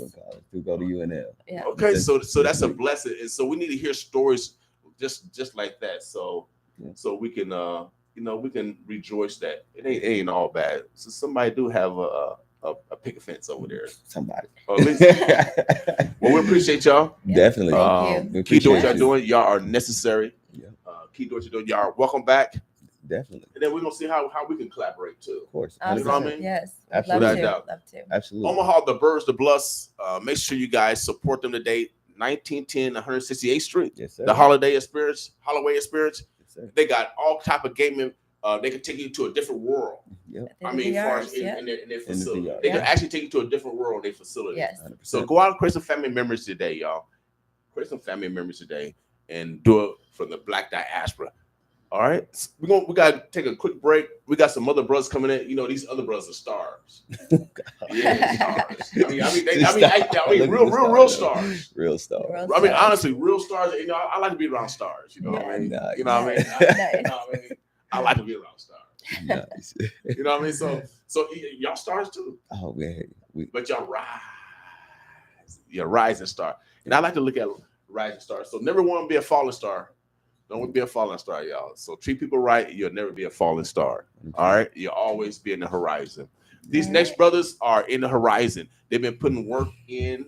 One brother he used the alphabet, the whole alphabet for his name. He used the whole alphabet. He said the whole alphabet. The whole I can't even say his name. I know he's educated. I know he educates. And then the other brother, he's really simple. ASO. You know what I mean? You know what I mean? You got the complexity. You know what I mean? See, I can say his name.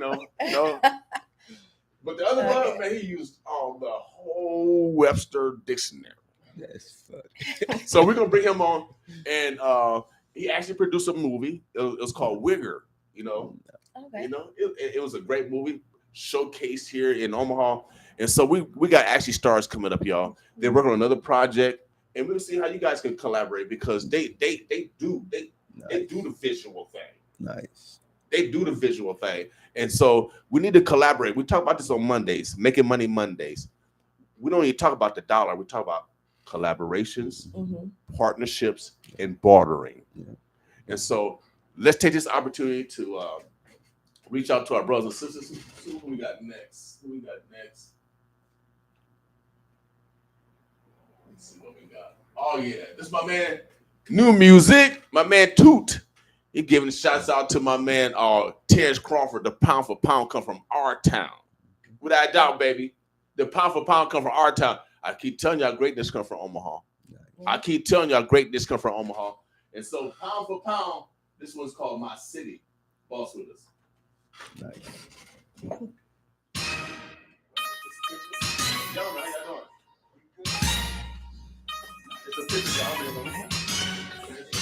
Kieran Mulvaney here for HBO Boxing. I'm with junior welterweight champion Terrence Bud Crawford. Terrence, before last year, there hadn't been a world title fight in Omaha for over 40 years. Now, on Saturday, that'll be the third year in like 18 months. How does that make you feel, having a world title boxing back to your home? It makes me feel great, being that this is all I ever asked for, coming up as a professional, as a young professional.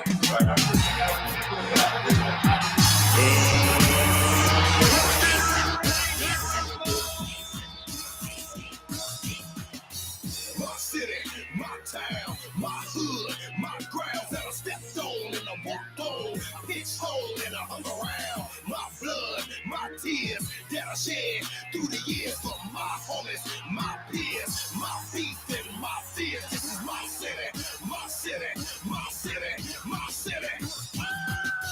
My city, my town, my hood, my grounds that I stepped on and I walked on. Pitched on and I hung around. My blood, my tears that I shed through the years for my homies, my peers, my beef and my fears. This is my city. Hometown of Omaha. Hometown of Omaha. Hometown of Omaha. Hometown of Omaha. Hometown of Omaha.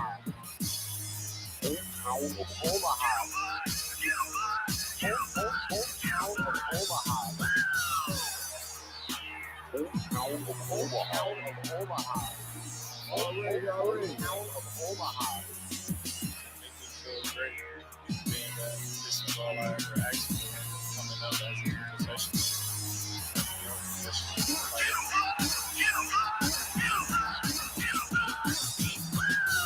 My city, my town, my hood, my grounds that I stepped on and I walked on, pitched on and I hung around. My blood, my tears that I shed through the years for my homies, my peers, my beef and my fears. This is my city, my city, my city, my city.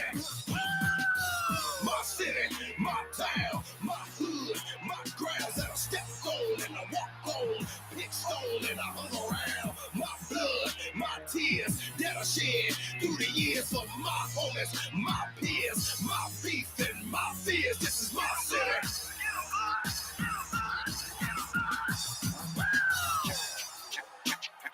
Junior Wellsway, champion of the world.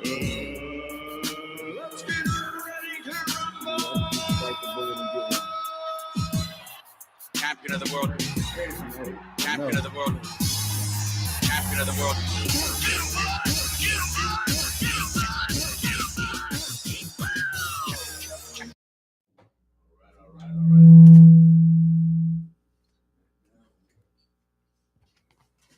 All right, Omaha, the Burbs of Bluff.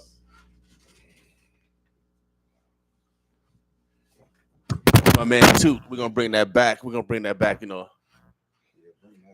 Without a doubt, you know, this is my city boy. I mean, that gets me hyped, you know, my blood, my sweat, you know, without a doubt. And so we got some other brothers, blood, sweat, and tears.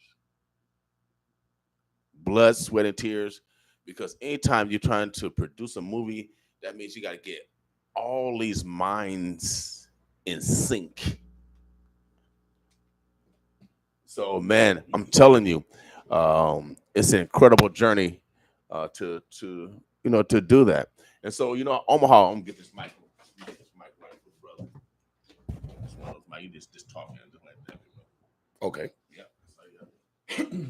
All right. So you know how these stars are, Omaha. You know how these stars are. They got their own noun, verbs, adjectives, prepositional phrases, and predicates to introduce themselves. I'm gonna let them introduce themselves. We'll get right into the dialogue, man, because you know they still working on the visuals, and we need some great visuals in order to create smiles.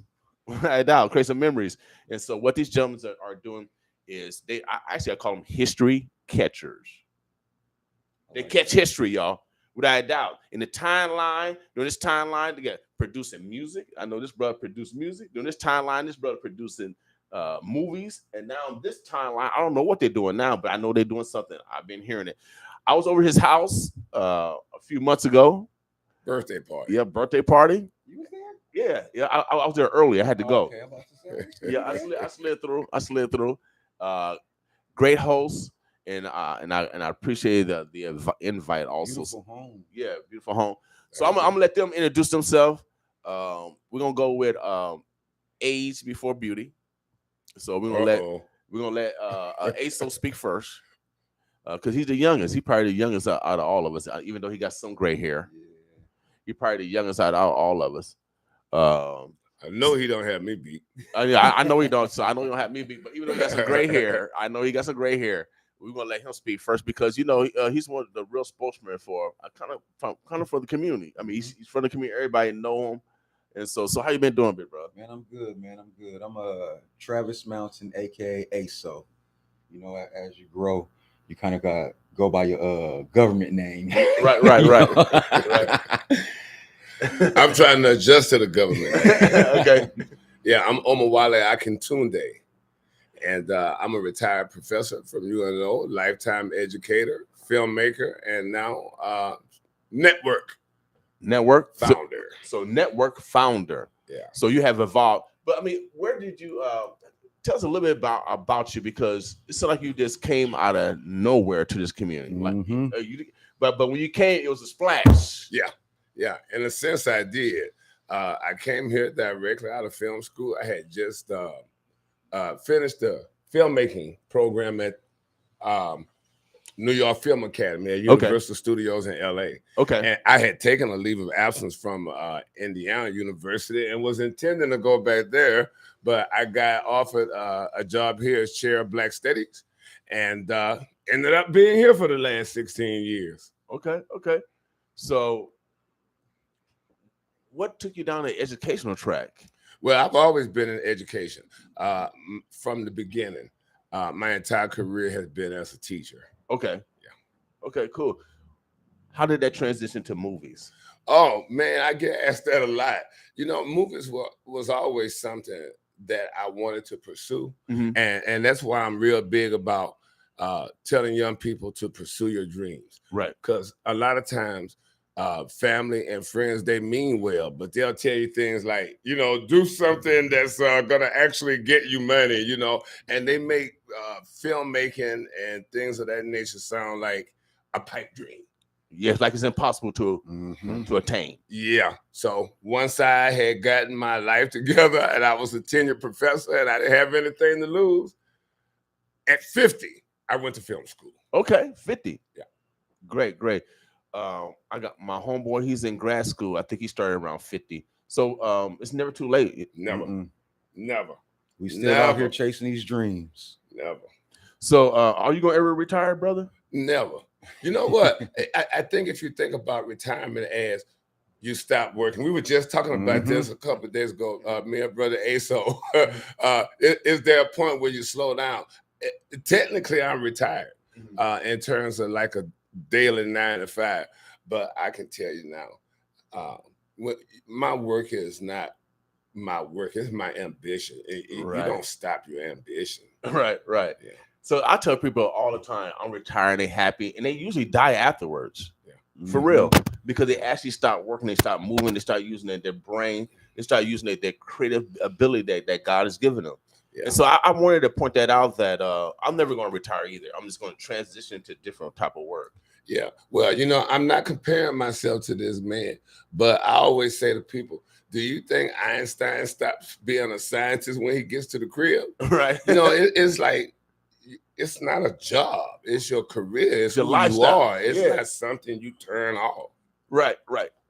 So it's a God-given talent. Yeah.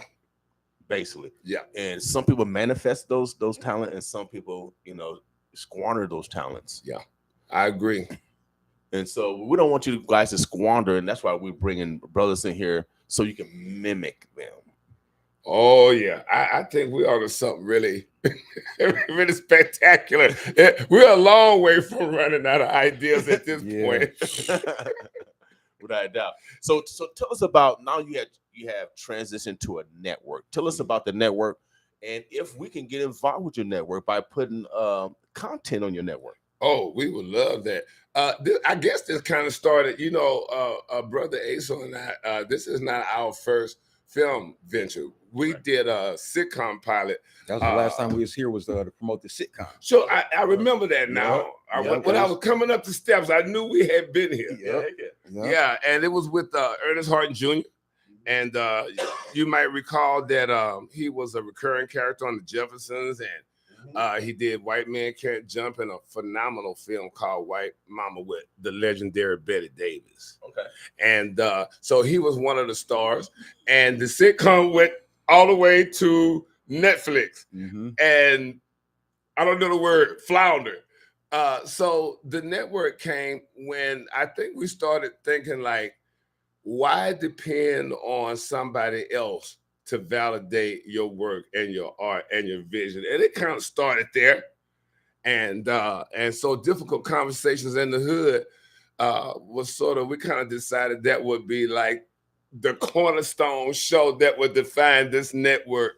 And the whole idea behind the network was that we're going to really try to make some definite inroads into how we think and how we process culture. We really wanted to go all the way with it, you know, don't pull punches. Okay. And that's kind of what got us here. Now, what kind of program are you looking for? Because I grew up in the days where it was solution-based programming. So say I turn on Fat Albert. They come. Yep. They have a problem. Yeah. Then all the homeboys get together. They do. And then at the end, they solve the problem. Bill Cosby. I guess I love Bill Cosby. The Cosby Show. Got a professional, no crime, beautiful family, and unrealistic, some would say. Well, you got some on some spectrum and some on the other spectrum. Yeah. I think you got no one's perfect. Mhm. No family perfect, but we do have those homes where there's no violence and no gang banging and all that stuff. We do have environments like that. So I think we need to show some of that versus more of the what do you call it? What 50 Cent be produced? I never watched none of 50 Cent stuff because it Power always, and because it always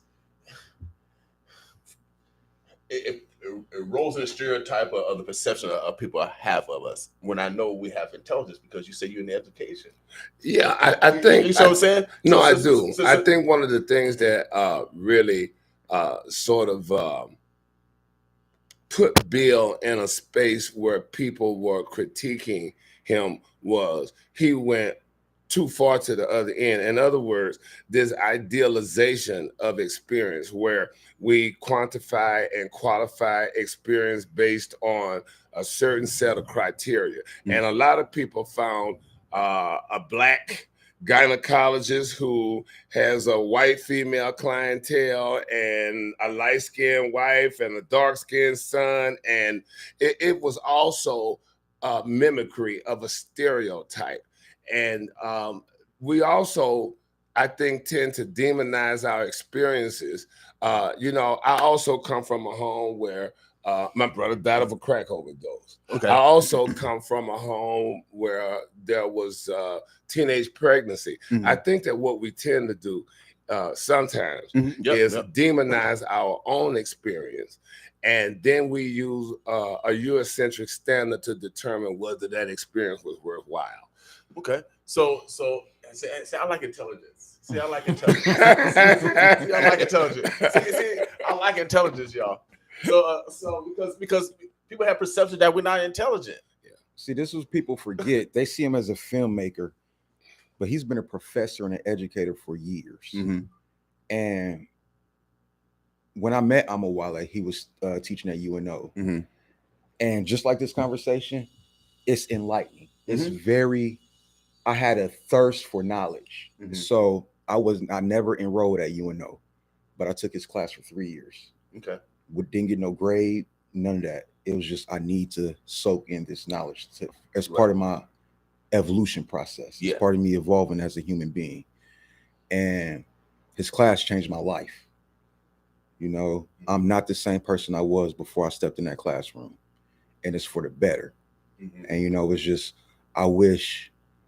I think the goal of our network was to create an environment where other brothers could soak in this knowledge because they don't have a platform or an area where they can get that kind of education or that knowledge. Right. So that was the goal. The whole network started off as just an idea not that long ago. It was just on the phone. A few months ago. We created so much, and I'm so proud of us because it was just a phone call. We was just sitting there. It's like, why are we trying to get on Netflix? Why aren't create your own stuff? Why won't we be the Netflix? Yeah, without doubt, baby. Because right now you are the power, so. Right, absolutely. So the goal was to first create the network, which was a whole monster in itself. Now, people don't understand the hours, the times that we put in, the blood, sweat, and tears, the frustrations, the educating ourselves, because we don't know what we was walking into. Look, I'm still not sure. But it's like we knew what we wanted to do. And it's like we got two brothers right here that's determined, that's ambition, that won't take no for an answer. And I feel like us together, we unstoppable. We like Kobe and Shaq. Do y'all work for I like God? that comparison. Yeah, do y'all work for God? No, we do not. But before I get to that, I want to say one other thing, though. I also want to validate what you said because, I absolutely get that. We also need to be aware that we create images for our youth that they want to emulate. So please don't think I was denograting your point of view. No, because I get what you're saying. No. And people need to hear that open dialogue where they don't have the perception that we can't agree to disagree. Yeah. Well, it's not even a disagreement because I get where you're coming from. Yeah, because I grew up around, some of that stuff. I grew up in the projects, but I had a mother that was very disciplined that wouldn't allow me to get into. I had a mother that couldn't read and write, so she wouldn't allow me because of what she went through the other cotton picking. Well, look at Bill Cosby himself.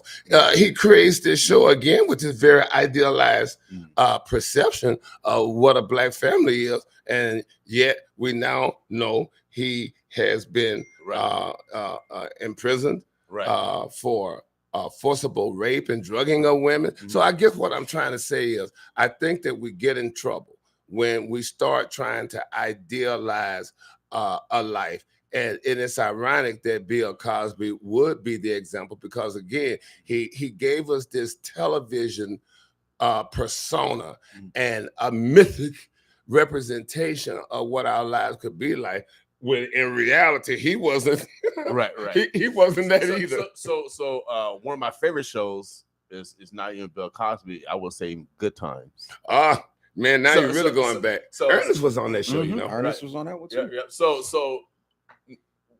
is that more of a realistic? Because again, a black man wrote it, but a white producer took it over. So you have now, but with your network, you control it. That's the difference.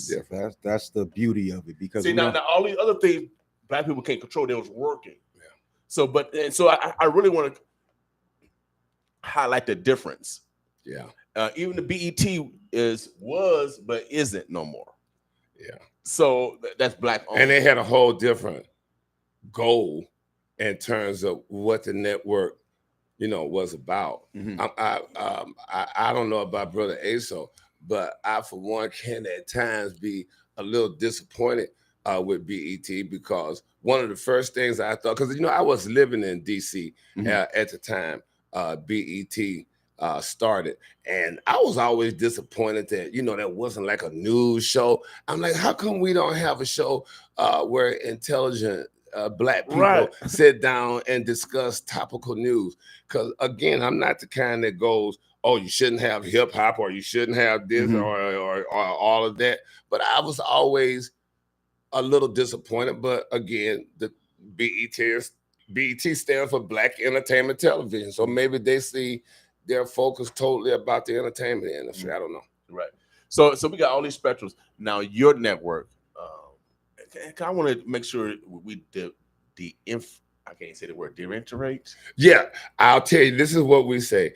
The motto of the network is subverting the status quo with primal truths. And what that means is when we say subvert the status quo, we mean the way we're looking at things now and what we've come to regard as normal. We want to upset that. Okay. And then replace that with a more realistic version. So what we do is we take traditional television programming and then reconceptualize it and then represent it through an edgier, more modern, realistic lens. Okay. I don't know. I'm gonna let Aso take on your God question, but it's interesting you brought that up because that was where when we started this idea of difficult conversation in the hood. The first conversation we had was, what's that first difficult conversation we need to have as black people? And after we went back and forth, well, it wasn't so much God as we wanted to look at what impact was religion and the black church really having on us, and what was it doing to us, and what were some of the negatives that we don't like to address as part of that, I think. Well, you know what? I get beat up all the time. Big O. I'm gonna call you Big O because I can't say his name. I call him Wale. Wale. Okay, I like that. Wale. That's Wale. Okay, brother Wale. You're so correct. You're so correct. Hey, so since you're younger, let me see your mindset. Where your mindset at? Well, when we came up with difficult conversations, the premise of the show is me going through the hood and having conversations about with brothers about things we should be talking about, but we necessarily don't. Okay. And our first episode, we addressed religion. So I go to Greater New Hope Baptist Church right here on 30th and Hamilton. Yeah, that's where I grew up at. That's my home church. That's my home church. And you know they call me Reverend New Hope, the only hope you got. I be whipping, I be spanking them. I be spanking them. Look, I was there 4-5 times a week. I went through Pastor Kelly, Pastor Kendrick. You know, Yep, Pastor Kelly. See, I always talk about Pastor Kelly because Pastor Kelly, man, oh man, he was I love Pastor, but and all the other pastors I was away from college. Mm-hmm. Okay. Yep. So yeah, you know, I was a young buck with Pastor Kelly. Like I remember they used to do 100 houses there. Oh, everything, everything. I mean, and then we fellowship with all the other churches, play basketball. Yep. We used to go out of the fishing trips. Oh man, we used to go to DeSoto way back in the day, man. So when it came to us addressing religion, we knew it was going to be a touchy subject. So it's like I don't want people to think that we're picking on Jesus. So I made it personal. I said, I'm gonna go to the church where I grew up, where my family still attends, and how it's affecting me and my family. Okay. You know, so I spoke with Pastor Rollerson, who's the current pastor there, great guy. And he agreed to have that conversation with me. And I thank him so much. And also my cousin Chancey, he's in the episode as well. So I'm having this conversation with Chancey and Pastor Rollerson, and I asked them difficult questions. I mean, I put them on that hot seat, and we wanted to see how it played out. There was no script. I didn't know what I was going to go in there saying, and you watch it all play out live, you know. And I wanted people to see, you know, because I don't think we really critically think as Black people. We think we do, but you know, this is what I learned attending Amawale's class, is how to critically think. Okay. And it's very, very intriguing if you haven't seen it yet. You know, the name of the network, we haven't even said that, is apenetwork.com. It's Ape Network. Yeah. That's an acronym for Akintunde Pictures. Okay. And, you know, I go in there and I explain to him perspective and my views and why I chose to walk away from the church. Okay. And it's amazing. I'd have never thought in a million years that piece would have came out the way it did. I mean, the first time we saw it. So you understand, Amawale calls me one day. He said, hey, so hurry up, get to my house. I got something.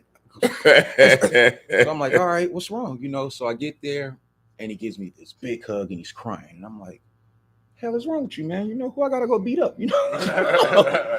And he presses play and the episode plays and my eyes start watering. Yeah. And I'm like, Wale, this is gonna save lives. Yeah. You know, this is the most important thing I've ever done in my life. Me too. You know, and I'm so proud of it. You know, I know everyone isn't going to agree with it, but you cannot watch it and not feel something. And you know, that was our goal. Without giving away everything in the episode, you know, I asked them tough questions, and I commend those gentlemen. They attempted to ask every question. You know, I wouldn't let them weasel out of these questions. You know, it's like, I need you to give me answers, sir. Right. You know, every question. As growing up as Christians, we all have questions. I ask every question you've ever thought of, and probably some you've never even thought of. I can't wait to see it, because you know I'm tough on the ministers. I feel right now that that if the Bible, I call it children books, because I study anthropology. It was written in 1611. It's children books. They got the information from our people, but when it comes to God and religion, it creates confusion, and that's why I'm a Reverend New Hope, the only hope you got, because all these reverends or ministers or whatever you want to call them, everyone want to be the top religion. Well, one of the things that we discussed a lot before we started filming was this point that it wasn't about individuals. We were looking at how the philosophy of something can alter how a community thinks, evaluates, and executes itself. So it wasn't about having I got your moments with a pastor. It was about, if we really look at this, what is this really doing to us as a people? You mentioned just now something about 16 something, or I can't remember what the year you just said, but one of the things that Brother Aso makes clear in the episode is Christianity is an invention, and it was invented at the Council of Nicaea. Yeah. I think year 318. I think 325. 325. Okay. I give a history lesson on the Council of Nicaea. And they made this up, and what we tend to want to do now is, as a community, we're dismissive of science. We're dismissive of science education. We want to question the fact that we live in a galaxy and how galaxies are formed in order to maintain this mythic ideological space that religion has created. And that's not a positive thing. You're probably aware of this recent thing with Beyonce and her song Church Girl, and this Bishop Wooden. And it's a prime example of what we're talking about, where we've become so engulfed in this, well, I don't know another word except fiction. And we use it, and it's become so deeply embedded into Black culture and community that we become very defensive of things that we really shouldn't be. I agree with you. You know, and we need to get out of deities. We need to accept science. We need to accept that. It's not a belief. It's not, because sometimes they say, you know, instead of saying accept, they will say, I believe. And scientific reality is not belief. You said you're an anthropologist, then you know human evolution. You know Cro-Magnon. You know Neanderthal. You know Australopithecus. We know how humans came to be. Right.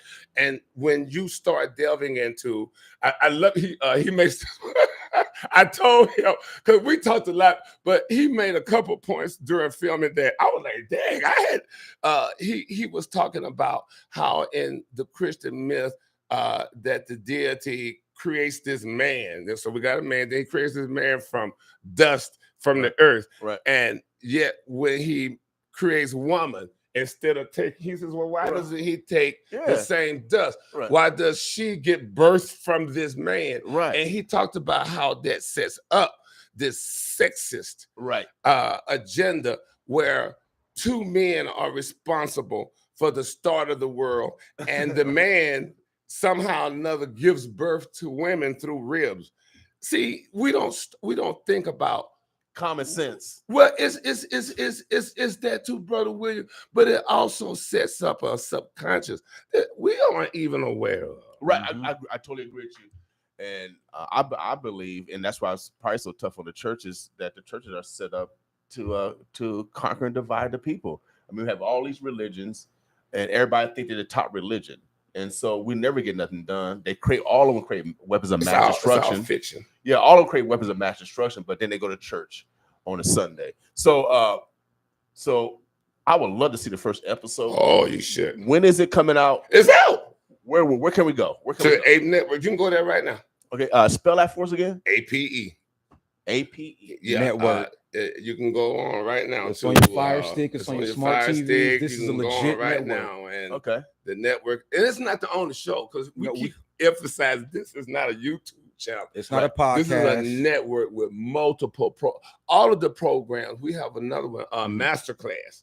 Okay. Where a person sits down and just tells you this matter of fact story, and we use their lives as a blueprint. We started with Kizzy Vaughn. And she talked about her experiences in the Black community, dealing with identity and presentation. And we also have, I do a late night talk show. Okay. That's really scathing. And like I said, you know, we go all the way out there. So my comedy is hard. Okay. But at the same time, you learn something. Yeah, without doubt. Oh, you will learn, but it's edgy. Okay. Well, we need some edgy stuff, because I mean, you know, anytime you're doing what everybody else is doing, how can we learn? Right. Yeah. Well, he got a couple. We're trying. We got one editor that's doing all the work in LA. So we're a little impatient ourselves, but he's got 2 more episodes. We went down to Uvalde, Texas. You want to tell him about that? The school shooting down in Uvalde. Okay. After that happened, Wale texted me like at 3 in the morning. Like, let's go to Uvalde. And I'm like, you serious? Yeah, we a network. How we gonna be global if we're not on site with these things? This is what we do now. Right. Pack up, let's go. We drove 18 hours. 18 hours. 18 hours to Uvalde, Texas, almost down in Mexico. Right.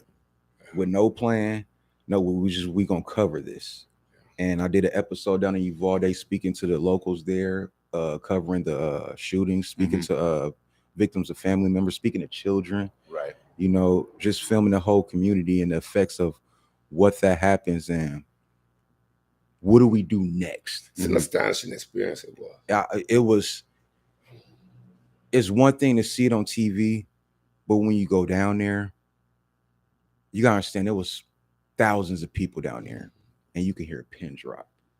Like when I'm doing my episode, I'm talking like this because I feel like it was so quiet and so somber. And I broke down a couple of times in front of that camera. I couldn't help it. It's like, man, this is because all I could visualize is my babies. These are innocent babies that just had. One was named Nevaeh, remember? One was named Nevaeh. My daughter's name was Nevaeh, and I saw that name on that memorial, and I just lost it. You know what? I'm addressing this to Brother Ace Obama speaking at John. I think we never saw those chairs on the network. No, I didn't. I didn't say something. It was something. All of them went to the same. They went to the schools. What is it? Kindergarten, I think it was, and they had there was a daycare. They had these tiny chairs that were designed for 4 or 5 year olds, and they were lined up with all the children's names on the back, and it was something. Because wasn't that something? It was, man. It just tore me apart. Yeah. That these innocent babies' lives was just taken in such a horrific manner. You know, so we wanted to cover that. We have the Uvalde episode, and we're working on a new episode with talking about masculinity and what that is. You know, we got a lot of things in the works. It's just a process. And an original movie coming out too. The first original movie is coming. It's a dynamic network, and I think you would really love it. We just came up with the idea to do this documentary on this Little Vikes football team that I coached a few years ago, where it is some dope stories within that football team. That football team won 40 straight games in a row and won 4 straight titles. And all of these kids are seniors in high schools, and they got offers from all the way to Notre Dame and Clemson and everything that. And these sports writers here locally have no idea that all these kids played on the same team. They're all on all-state players and all captains. Well, you know, like you guys are doing, you're writing your own story. We got to start writing our own story and start depending on others to write our story. Pastor Meriwether Woods, before he died, pastor at Mount Moriah, I heard him speak vividly. He said, we got to stop allowing people from outside our community to write our story. We need to write our own story. And so you need to write that story, brother. It's already. It's already got the ball rolling. We already got the ball rolling. Because younger people need to see that. They need to see that. These young men are amazing. What's so dope is how good they are on the football field. They're even better human beings, and that's all because of the way they were coached and the way they was brought up. Because we had these kids from the time they were 8 years old all the way until they got to high school, and they never lost a football game. So, and I talked about this earlier, y'all. Houston is giving $20 million to small businesses and nonprofits in diverse areas. We got our politicians that got hundreds of millions of dollars that did not give no money to none of the youth organizations that keep kids off the street. You know what they did? The money they put $100 million to build a juvenile detention, and that's why I talked about the importance of youth sports, because it creates that teaching environment, that loving environment, but also it's something that they can do to keep them off the streets. What's crazy is that one of the stories about that football team, one of the kids quit, and he needed that team because a few years later he's in jail for murder. And And it's like if we'd have just kept our hands on him, we could hit the whole path of his life. It makes a difference, don't it? It makes a difference. It makes a difference. And so you politicians, man, y'all need to. I won't be on y'all. I'm be like, what's his name? Richard Pryor, the skip monkey. And when the dog jump over, and Rich is crying. Said, Rich, why you crying? The monkey died. And dog consoled him. And then dog about to leave. And dog turned back around and said, you know, Rich, I'll be chasing you tomorrow, Rich. So we're going to console you today, but we're going to be chasing them again tomorrow. What I took away from Uvalde is that we as America, we don't give a damn about these kids. I know we don't. They more because my question was, I always ask the same question when I was saying, how do we fix this? And mostly everybody's answer was more guns. Let's put even that the little girl, child. the little girl, and it was sad that this little girl was saying maybe you should arm the teachers and have the teachers train with weapons. And I was breaking my heart that this little innocent child brain is working in this manner. Because when we went to school, this was a safe space. We didn't even thought The about doors was unlocked, the Yeah. windows was open. We wasn't thinking about nothing like that. And now I have to fear when I drop my child off at school that school is properly secured. Okay, I'm going to go back to God now. Okay. But I'm glad you are, because see, one of the seminal questions that the reason I keep saying we need to be looking at how ideology impacts what we do. Right. So we've already established that this is a fiction, but then you have to ask basic questions like what God overlooks children being murdered, but yet you're going to be advancing all these other things. See, it's really kind of convoluted. I don't think it's so much getting kids off the streets. I'm thinking that when you're living in a contradictory ideological space, and then you want to normalize and force that on people, then it becomes, because we saw that there. The Latinos are also an extraordinarily religious community. He spoke to one gentleman, was it Jose? I forgot his name. But he spoke to one gentleman. It wasn't one of his children, but he was close to one of the kids. We were right there at Robb Elementary. And so I can't remember exactly how the conversation came about, but he said that basically God allowed those children to be killed to teach them we hear that. I hear that from the Black community all the time. When something horrible happens, they say it's a lesson. He talks about that in the episode where he had this tragic accident. And everybody was like, oh, God saved you. And he was like, no, there was this little girl in there who almost lost both her parents. I think they broke their backs or something, didn't they? Last year, I got in a horrific car accident, man. I took a Suburban head on, 50 miles per hour. Bam, I was in a Hummer. So imagine those massive vehicles. Oh, that's a lot of pounds. Right. And I'm going down Saddle Creek, and just out of nowhere, the car switches in my lane. Bam. Split second, bam. And we talk about this in my episode, and I thought I died, because my eyes was closed. I knew what just happened, but I knew I was somewhere. And the first thing I thought to myself that, Trav, you was wrong. Heaven and hell is real because you're somewhere right now. And then after the adrenaline started to wear off or whatever, I realized that I survived. So I opened my eyes and it looked like a bomb exploded in the car. I crawl out the Hummer and I hear a baby crying in the Suburban. And everybody asked me, did God teach you the lesson he meant for you right there? And my response was no, because why would God have to use that innocent child to teach me this lesson? Right. And so the pastor asked me, who do you think saved you in that accident?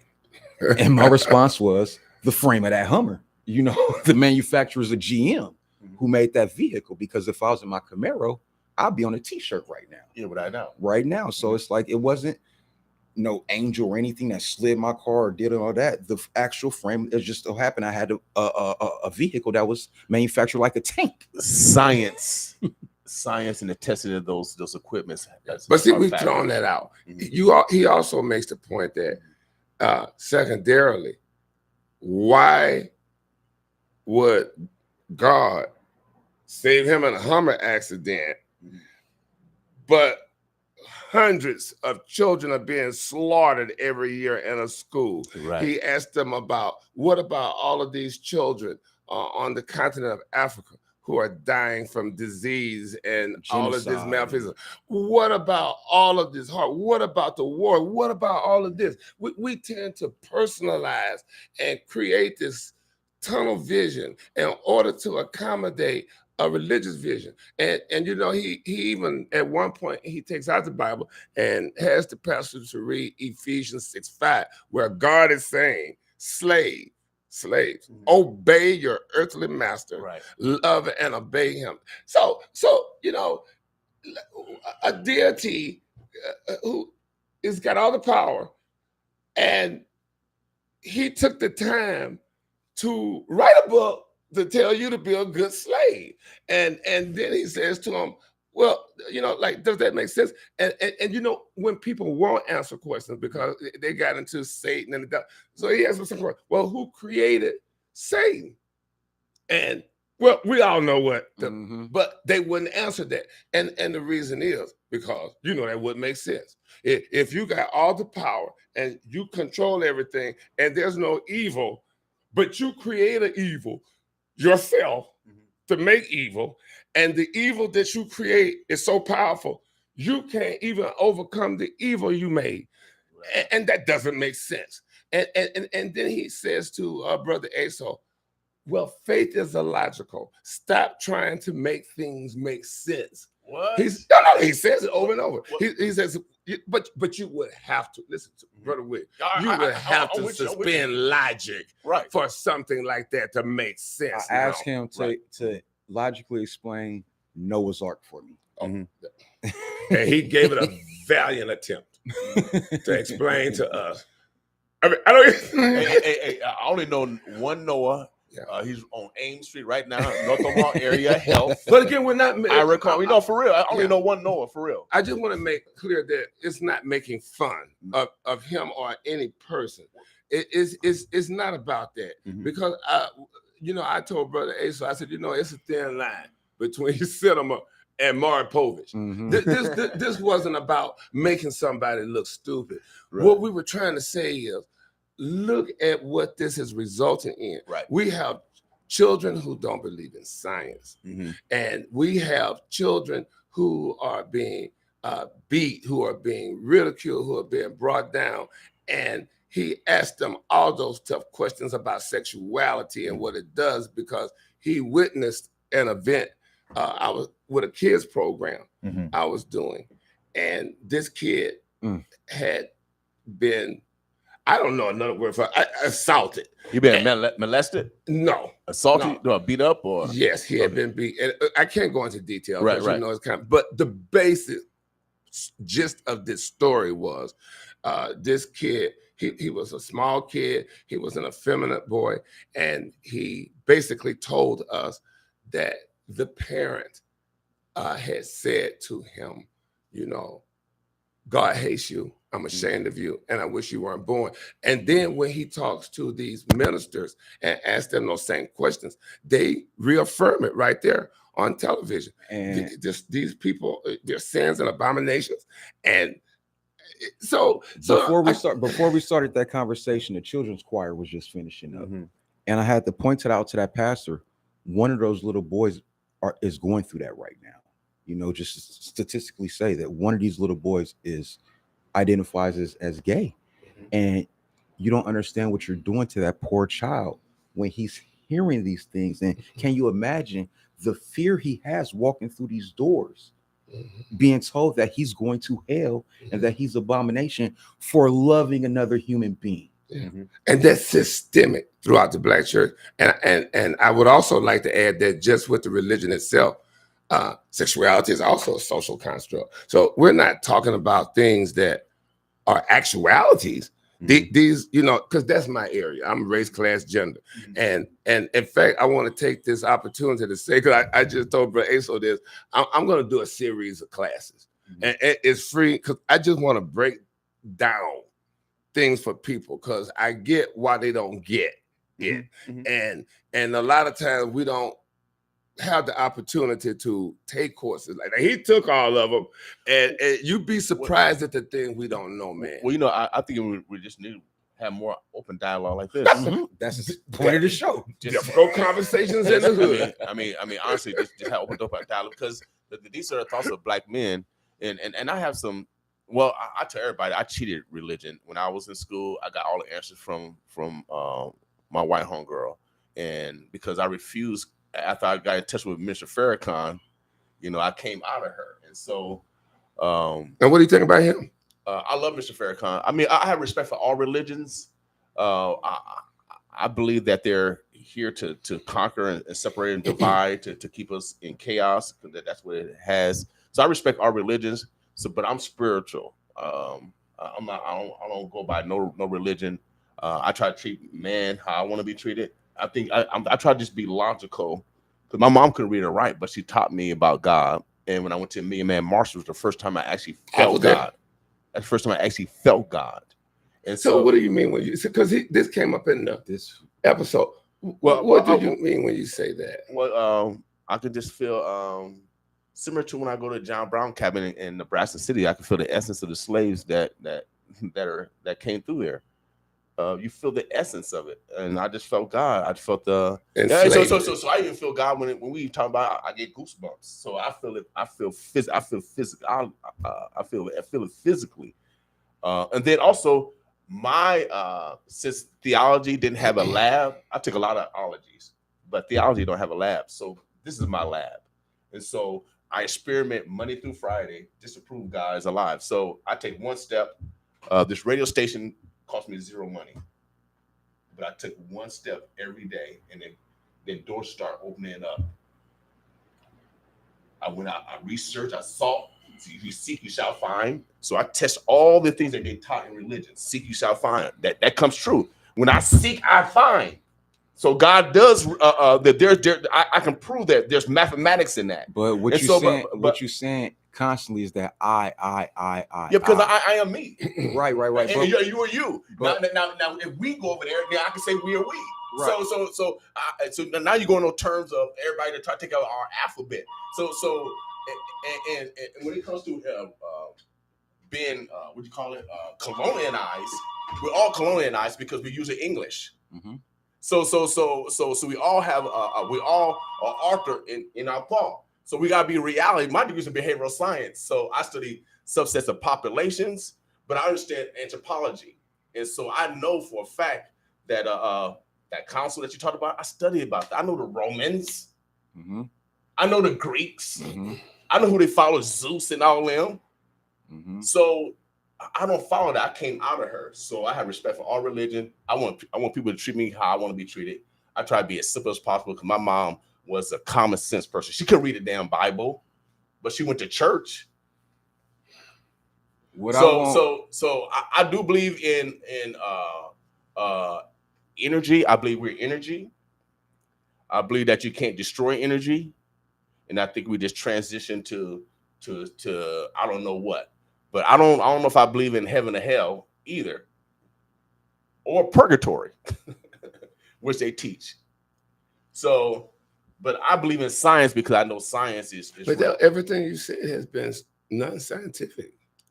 Well, you know, everything except for anthropology. I don't think you really can basically. As an anthropologist, especially because the whole concept behind anthropology is that we can trace human. Mm-hmm. And biological history through fossil, remain, carbon dating, and everything that you've just said. So does that prove that we came from dust, like you said, and then a woman came from a rib? I don't believe a woman came from a rib. But I'm saying, you know what I mean? How could you, as an anthropologist, when you know how life and has developed, right? Yeah. So we've been around for millions of years, even before a religion has been developed. So that's what I'm saying. But everything you're saying. It appears, somewhat contradictory. Good. So in what way? Because on the one hand, you're saying that there's this religious space where there's a God, this deity, and No. I say energy. I believe we're energy now. Yeah, but about proximity. Hold on a second. We go back. Proximity determines our belief system. So if I was 5,000 miles away, I might not even believe in God. I might believe in something else. So but I'm saying, but anthropologist, that's what I'm saying. But as an anthropologist, you know that it's not a belief-centered thing. You know as an anthropologist how life has works, evolved. how it evolved. So that's what I'm saying. So I don't get this introduction of energy. Energy? Yeah, because you know how cognition. How do let me ask you a question, sis? Okay. Well, you're not asking me. I can tell you. I can tell you what science is. I mean, your opinion. No, that's what I'm saying. Okay, so how do we exist? Okay, I'll tell you. But Brother William, let me be clear. I know. I want to preface though. I'm not telling you my opinion. No. I'm telling you what science has taught us through, ironically, anthropology, right? Okay, so that's why I mentioned anthropology because that's the but I'm saying, but we know basically anthropologists tell us that we're conscious molecules, that we're still molecular structures, and that we develop the ability to effectively have cognition, but that we're still just molecules. Yeah, we're atoms. We're atoms. And we all know the famous Einstein theory of energy equals mc squared. We know that energy and matter are the same thing. So that's why I'm saying I don't get this energy thing, because you know that we're matter, that matter and energy are the same thing, which is the whole and he proved that with when people ask things like, well, how do we know it was a Big Bang? Well, if energy and matter are the same thing, and there's matter, there had to be an energetic force to cause that. Right. But you're speaking of energy as if we could simultaneously be energy and matter at the same time, when we're just physical molecules. You can't be both. Energy equals matter. They don't exist in tandem.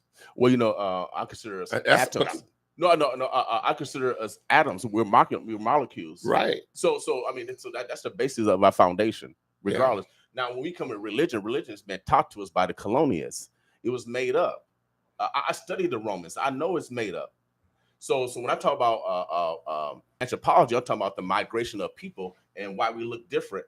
And they use religions to separate us based on our differences. Facet of anthropology, though. Anthropology is the field that teaches us about fossil remains. Yeah. I hate they call it Lucy, but we know that humans come out of Africa because of mitochondrial DNA and the infamous. But the religions don't teach that. That's my point. That's what I mean. That's what I mean. So my foundation is always when I taught in jails, and Hispanic brothers are highly, they love Mary. They really love Mary. So I teach anthropology because they always like to use race to separate us, but I teach that we all come from one.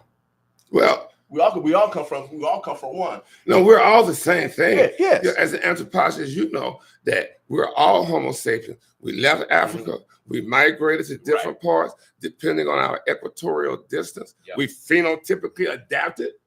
So, but we're the same entity. We made race up based on power. Well, it eventually becomes that, but I'm saying we know how. So how do we get out of this? Because to me, religion is why it's difficult conversation. Because the religion actually is the one that divide our community the most. Yeah, I agree. Absolutely. Yeah. But it's so embedded that people. It's very difficult for people to question something that has been so embedded in our experience when we practice a religion where a God tells us in black and white, be a good slave, and it becomes part of our community so deeply. It's hard for people to let go of that or question. Yes, this next generation, a lot of them haven't been to church, so they don't have that indoctrination. But it's in the church to get when it becomes culture and it's in the psyche of the culture. You don't have to go to get it. It's like, just now when you were talking about language, you made a brilliant point when you were saying the fact that we're speaking English. So language itself is a way that we pass on things. Right. So we didn't tell him the network address. I think you would really, really love his show, Difficult Conversation in the Hood, because the great conversation we're having now, he has that conversation. And I think that what comes out of it is amazing. It's 8networktv.com. Spell The that show, again. A what? APE, Okay. networktv.com. And I like to emphasize that it's a program. You know, a lot of people go thinking, oh, this is an interview. It does have an interview capacity, Right. but it is a very well formulated and put together program. Right. And again, we need to really, I don't know what, we need to really have these conversations. I think. I want to invite you guys back. Yeah. Because I mean, I've been getting a lot of we got a lot of brothers. One brother said God and religion are man-made. So who is that brother? Tell them to give him a call. Actually, that's the sister, Tamara Harris. Well, tell her we got like-minded people out here. Yeah. But sometimes we don't have the platform, Yeah. the conduit, and the courage. Right. Yeah. Right. I think that I tell him this. He knows I'm telling the truth. I tell him this all the time. I was like, brother, you are one of the bravest, most courageous people I've ever met, because he takes these. That episode still amazes me. I watch it. I told him, I said sometimes I just turn it on and watch it, but I know he's already has saved lives, because we are living in an era and an age where, as he pointed out, children are getting such divisive and contradictory messages. And like the child we just spoke of, there's so many kids who are struggling, you know, and not many brothers would do what he did. Right. To sit there and not worry about how, because you know, one of the things that we do when people try to bring positive message, we attack them and make them victim of whatever. And he bravely, you know, took that on. And I really want to commend it.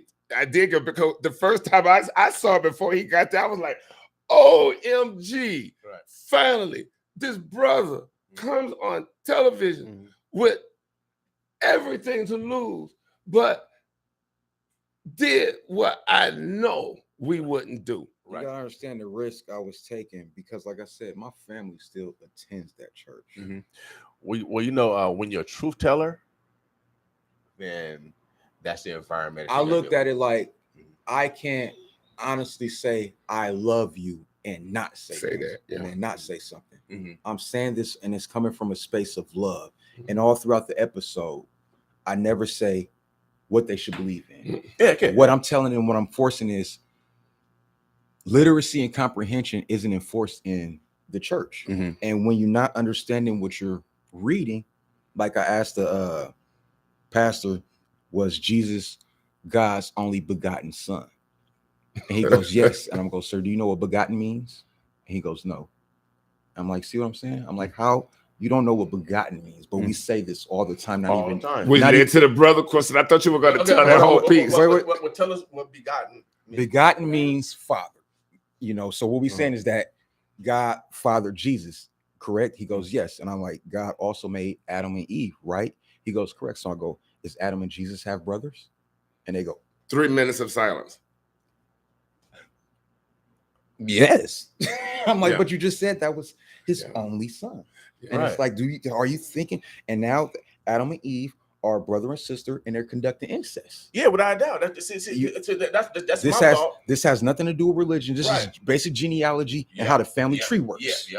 Especially where they treat it. And then if you bring in the Virgin Mary, that also means that God and Jesus and Adam are half brothers, and Adam is Jesus's great grandfather. Well, when you think of it, no, when you think about it genealogically, that would have to be the case. That would have to be the case. Yeah, without a doubt. Yeah. But we don't think that I think what the point is, this is not about attacking somebody. It's not about making somebody. No, it's just dialogue. Well, we need to think. And what I find is we have gotten to the point as a community where we're proud. I call it proudly ignorant. And I don't mean that as an attack or put that when I use the word ignorant. You know how we like to say, I mean lacking knowledge. But it's like we become proud. And every time I hear some of the things that we heard, because when the slave part 2, when he read the passage from the Bible, and he said, well, are you in agreement with that? And he was like, yeah.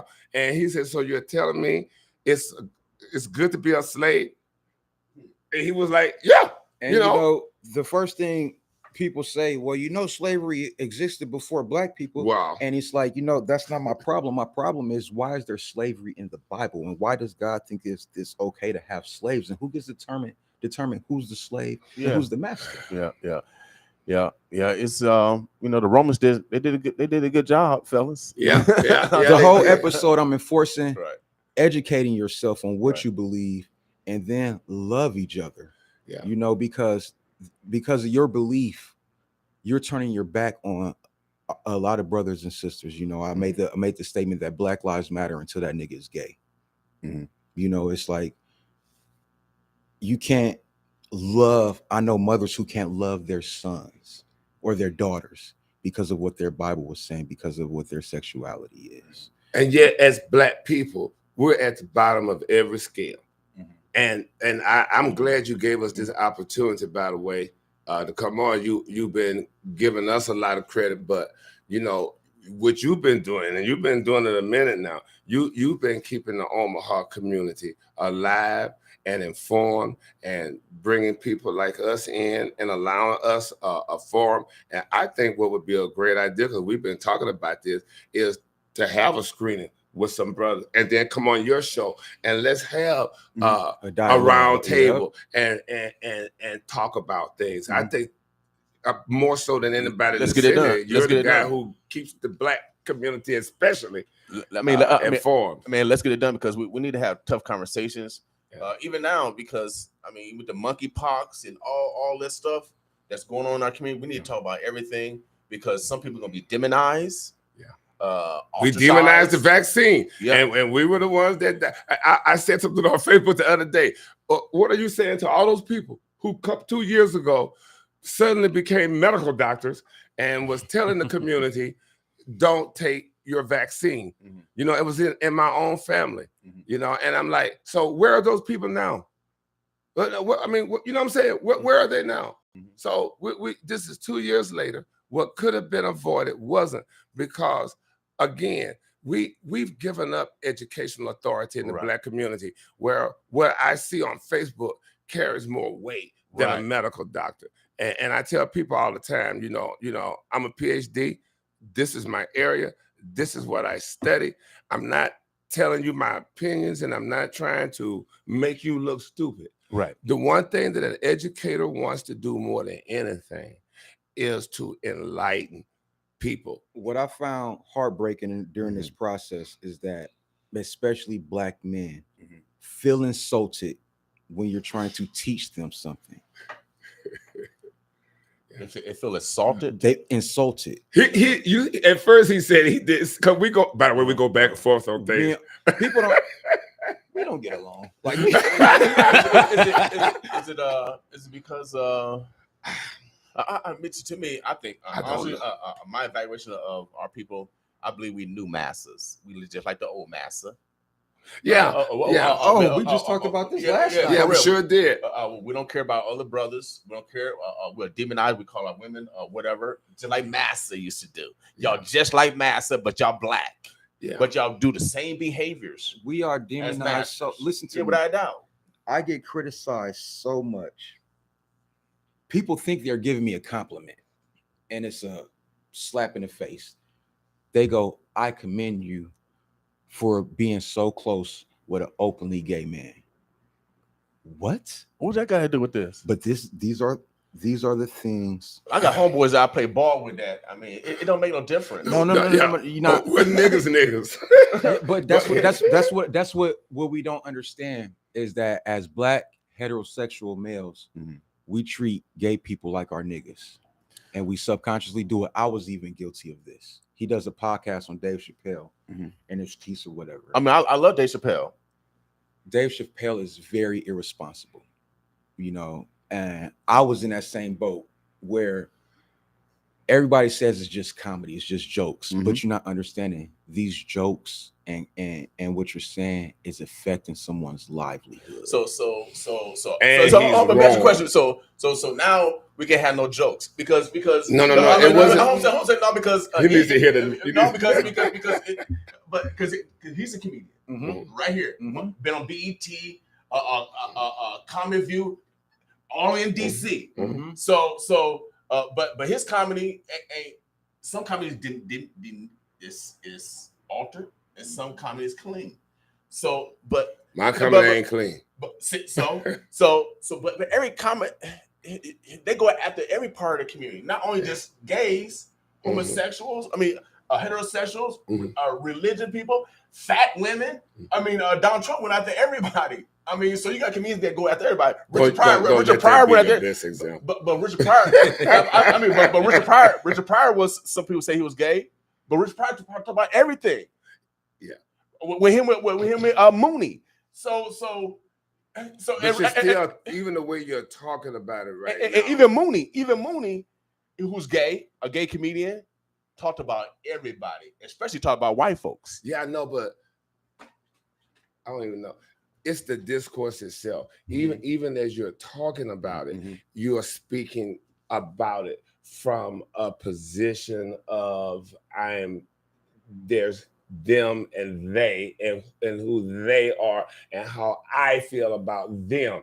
You're still creating this dichotomy, and then when you compound that with the fact of what it means to be black in the society, you need to hear my podcast. Wait, hold on. Well, let me tell you something. Exactly how you felt. That's exactly how I felt, and I was ready to argue with him. I was like, all right, I listened to it because I'm just like you. I think I used to do my I hate videos. I had these this web series back in the day where I just spoke comedy jokes, and my only rule was no one's off limits. Right. And everybody's on the table. Everybody's on the table. I don't care if you black, gay, straight, right, handicapped. I talked about everybody. Right. And when he told me his problem with Dave Chappelle, I was just like you. I'm like, it's comedy. It's comedy. But I'm like, you know what? I'm gonna listen to your podcast. And I went in thinking one thing, and I came out like, man, I still got work to do on myself. Like, you have to listen to it because you've never heard it from this perspective, and you never heard it broken down like this. And like I said, we got to start educating ourselves. And I get what you're saying, but you're wrong. And I appreciate that because I grew up on Flip Wilson. So and Flip Wilson is gay, right? Okay. Flip Wilson wasn't gay. Well, he came out with Geraldine. Yeah, but that was a character. But the very idea. The main hold on. I know, but has always been around. Let me tell you how this is complicated right now. The very idea that you're conflating dressing in drag with sexuality is problematic. But hold on, just hold that point. That's not sexuality. It's not. You're presuming a binary. I'm saying it's comedy. No, but I'm saying, but at the same time, you're presuming a binary. You're presuming that male and female are not. They're fixed ideologies. They're positions. You know, one of the things I was just posting last week is we use gender and sex as interchangeable terms. Your sex is the biological apparatus, and your gender are the cultural expectations and impositions on you based on that. That's why they say your gender's a sign. And I was joking about how, you know, I see infants with shirts on that say, you know, I'm a ladies' man, you know, on an infant. And little girls are 3 with 2-piece bikini outfits on. Uh-huh. In other words, gender is a social construction. It's a set of behaviors and expectations based on your sex, which is your bio. And we're even talking about that because you have intersex people. You can have external female genitalia and internal male. It's way more complicated than that. Gender and sex are two different things, and you're speaking about it in a way where you conflated them identity-wise, and we're talking about it as if we're outside of it. So let me tell you something. The biggest thing I want to get across today, because I talk about the insurrection, and I say to Dave, I'm like, I watched all those white people go there, attack the fucking I'm sorry. No, go ahead. Go ahead. Look, I'm used to being on 8 Network. Attack the Capitol, erect the noose and gallows. And I don't know, a lot of people don't know this, but they urinated in there, defecated, they smoked weed, they destroyed the place, and nobody fired a shot. And I said to Dave, what do you think would happen if a group of black male comedians did that? Do you think anybody would ask you if you're gay or trans before they shot you? See, the biggest problem is, as black people and as black men, we don't even have the power. See, what we can do, we can talk about people. We can do all of that, but we have no power to do anything. And the very idea that we think that we can dismiss our raciality within the scope of gender identity. I even bring up Emmett Till, and I talk about the fact that this black boy, they was accused of whistling at a white woman, and this group of white men said, "How dare you're a thing? How are you gonna whistle at a white person?" And what they did was, as you know, they tortured, tied him to the back of a car, threw his body in the river. The first movie that we have coming out on 8 Network is the Marco McMillan story. And that's another situation where I went down to Clarksdale, Mississippi, because this guy's a fraternity brother of mine, was Phi Beta Sigma. And John Lewis, the legendary, is also a fraternity brother. He was alive at the time. I went down there because 2 black teenage boys said that Marco McMillan, who had served with Barack Obama administration, it was huge. They said that this black gay man made a pass at them. And so what they did was, just like with the Emmett Till case, they tortured him, tied him to the back of a car, dragged his body through the streets of Mississippi until it was a mangled mess, and threw his body in the Mississippi River. And think about the parallel there. So we've gotten to the point where we're using sexuality among black men the way race has been used with us. And it has no sense, it has no value, it has no meaning. And when you see this film, I think it's gonna blow your mind because they did the exact same thing. So how do we get to the point that we start thinking that there's a group that's our nigga, that we can do this, or that somebody wants to hear you tell them you don't have a problem with them? What? Just like when white people tell us, I like black people. So like, I don't need you to tell me about, you know what I'm saying? It's too much. And we're looking stupid for thinking that we have the institutional power to exact any kind of oppressive behavior on a group that we have deemed beneath us. We just like with Ukraine, they didn't even want black people. They were trying to get away from the Russian bombing, and they didn't want. So that means that as a people, we are at the bottom of the totem pole, and yet we want to have the nerve to talk about people in the third person and about how we accept somebody. And that's what it leads to. That's what we're saying. The church, the Bible, all of that is part of that mechanism. They had 2 black boys take a black man who was served in presidential cabinets, running for mayor of a city, torching him. And I was there, and I saw his body. And this is recent here? It happened like 7 years ago now. The point that you don't even know about it is making this point. Yes. Yeah. And this is our first movie. It's the Marco McMillan story, because I took a film crew down and I filmed it. And John Lewis did everything. That's what I'm trying to tell you, man. It's not about beliefs. I'm trying to show, well, we both are, how an ideology gets subsumed into a culture. Mm-hmm. And what Dave Chappelle does ignorantly, he, one, doesn't seem to get that there's a difference between gender and sexuality. He's turf. You need to watch my late night talk show. It's funny, but I take him down. But first of all, so it's wrong information, number one. Okay. Number two, so far this year, there have been 23 Black trans women murdered, all by Black men. And all based on this idea that people are trying to be so. The very fact that we even have a daggone binary, man. But let me ask a question though. Yeah. But you got a lot of, they tricking men.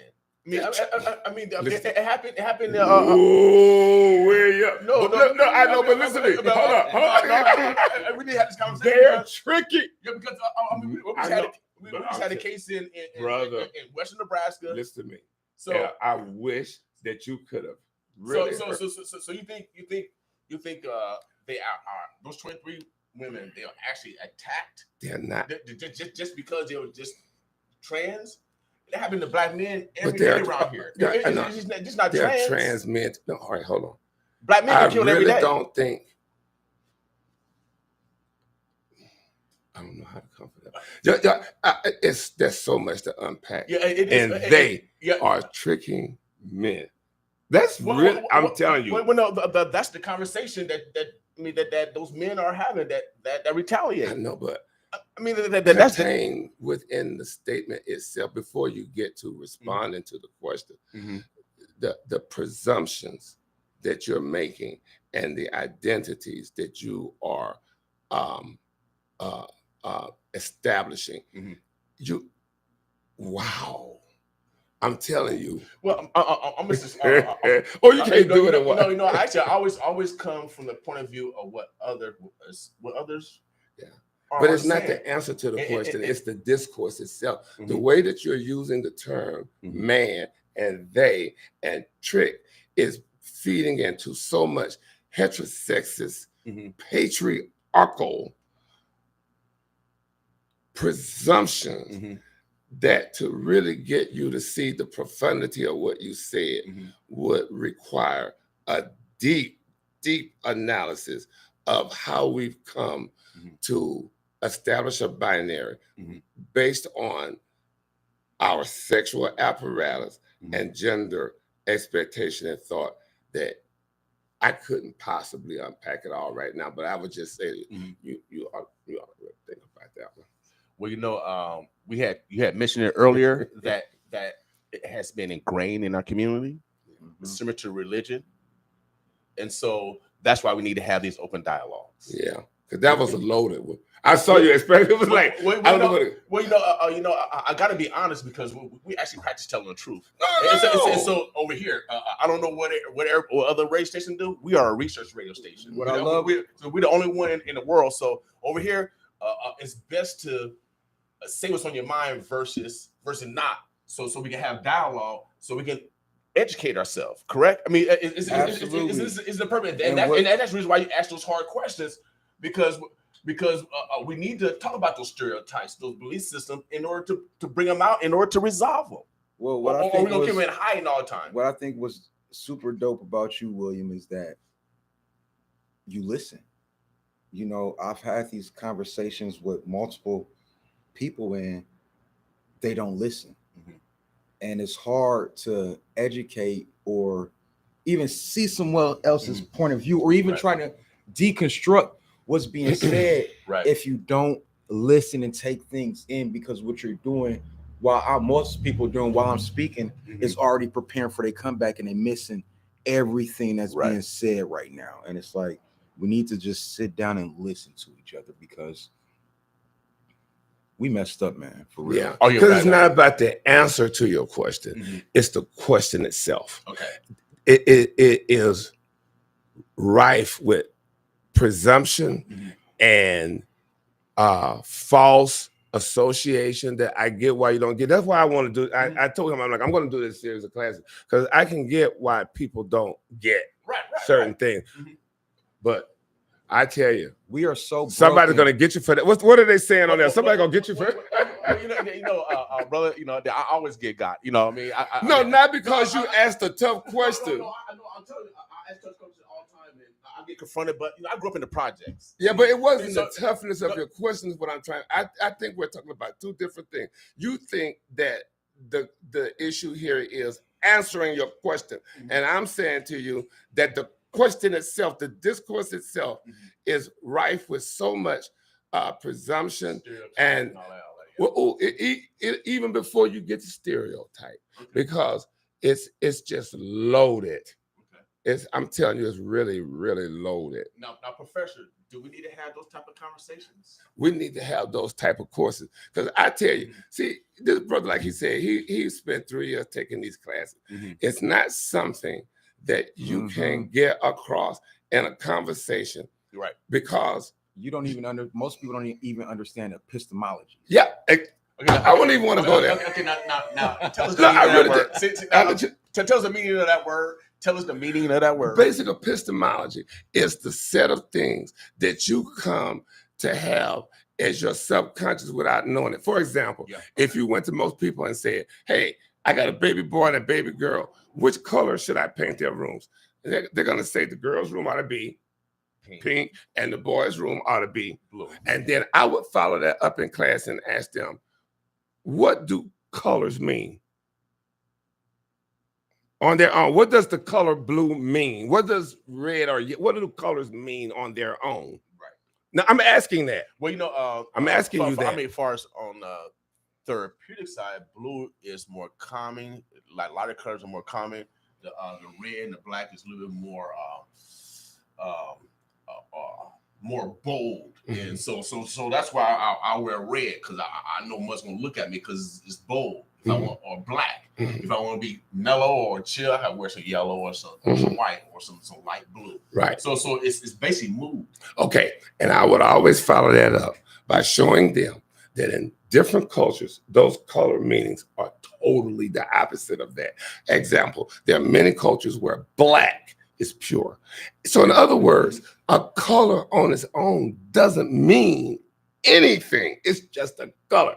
But if we start associating it with certain ideologies, then it becomes that.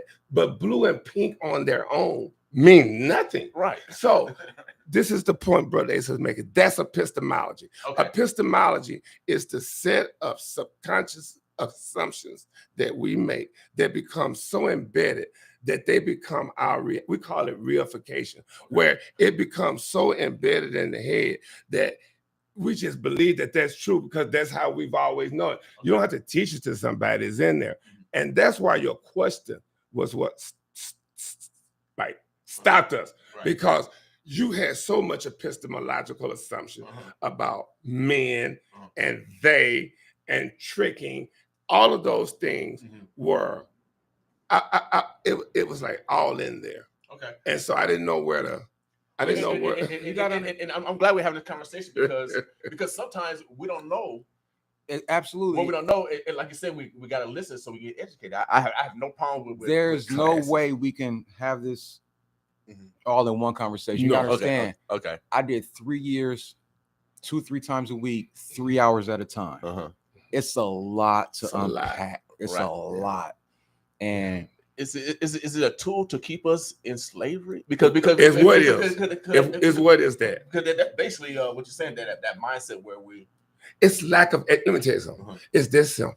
It's just lack of education. Okay. And what people don't get. See, we think that we can navigate the world based on what we learned in the streets, what mom and them taught us, and what we regard as common sense. Right. And that's the reason why, because nobody studies it or really examines it from a teaching and learning perspective. Right. And so what people like Dave Chappelle do is they make these assumptions based on what they learned in the street, what I think is common sense. You got a penis, you're a boy. You got a vagina, you're a girl in a conversation. And so when people are that's why we use the terms transgender and cisgender. Like right now, just then you said they are tricking men. See, the reason we say cisgender and transgender is because if you just say transgender, then it becomes transgender versus normal. Get it? So, in other words, by giving the group, cisgender means that the biological apparatus you were born with and the gender identity that you choose to occupy match for the culture. Transgender means the biological apparatus you were born with and the gender identity you wish to occupy do not. So in other words, we think that gender comes with sex. Like you're born with the apparatus, so that's your gender. Okay. And that's not the way it works. We create gender just like we do with the colors. You know, when I teach the class, I hate to give my show away. Right. I do, but I think I got to. The way I do it in my class, I use Barbie. Okay. And I bring up, and I do this on my show too. I bring a Barbie doll and we talk about Barbie and who she is and what she wears. You know, we got all the girls in there, and we go back and forth. So after about an hour, I stop and say, okay, so Barbie is a girl, right? And they're like, of course she's a girl. And I undress Barbie. And Barbie doesn't have a vagina. Right. And I say to them, well then, if having a vagina is what makes, you know, you're a girl, how did you spend this last hour with me? Calling Barbie she and her and dressing her in clothes when she doesn't have what you say you have to have. Right. So I'm trying to get them to see that a person's genitals isn't what makes them our gender perception. Because if that, and then I even get to the point of, you know, I do this on the show. Do you know they just did a trans Barbie? And with Laverne Cox, the trans woman. So they made a Barbie for her. And I'm like, well, wait a minute, hold up. You know, Barbie had a vagina in the first place. And you know, she has a boyfriend, Ken, who doesn't have a penis. And they become our ideal heterosexual couple. So you got Barbie and Ken, neither have genitalia, but we've all accepted, treat, refer, and accept them as boy and girl. Now, so if you get my point, then you're seeing what I'm saying to you, that your sex, your junk, isn't what makes you a boy or girl. It's how the society accepts you in that role. Interesting, because you know, I come from you know, my degree is in behavioral science, so I study a lot of psychology, sociology. I come from the area of the DSM-3. Do you know about the DSM-3? Of course I do, and you also know then that over time, the things in the DSM-3 that are supposed to be illnesses stop being illnesses, right? Right. So that means even crazy is socially constructed. So do you believe in the DSM-5 where they're teaching right now quality world in the institutions? Well, right the point is the DSM-3, 4, 5, or 20 doesn't matter. The point is we construct what's an illness. Okay. So what was an illness yesterday, there was even a famous case where this woman had some form of social disorder and it was in the DSM-3 and she was getting a check every month. And the next DSM, they took it out. Oh, yeah. So now you're not crazy anymore, and we're stopping your. Well, you know, but that happened to a lot of stuff that they've been taking out the original DSM-3 because I went to school in the 80s, and so they was using shock treatment, all this type of stuff, and a lot of stuff have been legislated out there. A lot of stuff have been used. They use the civil rights law. The point is that it don't matter what version of the DSM you get. Right. The point is we construct crazy. Period. And we construct gender. And what people like Dave Chappelle do is, whether they realize it or not, based on what I just told you, I hope you got that genitalia and gender are two different things. And so what people like Dave Chappelle do is, it's not that he doesn't have the right to be comedic. He's using his comedy to reinforce a social ignorance that keeps in place the idea that your gender and genitalia are the same thing. And so when you're born with this genitalia and you're not at gender space. Dave is saying, I'm giving you carte blanche to be nasty to these people because they're going against nature. If you're born, you said it just now. Those people, but get this one though. You said those people are tricking men. Now, based on what I just said, if you got what I just said, what you just said was those people, meaning the people who were born with certain genitalia, who want to occupy a gender space, okay, right? That we now, I hope you understand, based on Barb, is nothing but a social agreement. You said that they are tricking men, and by men, I presume you mean cisgender people who are born with this genitalia and occupy the gender space that society demands. Right. And as a result, you have a right to have this bias. That's what you said without thinking, but think about it.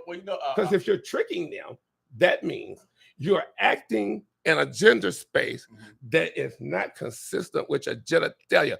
And as a result, you're tricking me who agrees with my gender and genitalia matching. You said a lot of it, brother. I'm gonna keep it simple. I got a homeboy that's gay, and he's a man. He's still gay. I know, but see, I know, but I gotta say this. I gotta say this. But now you're confusing sexuality with gender identity.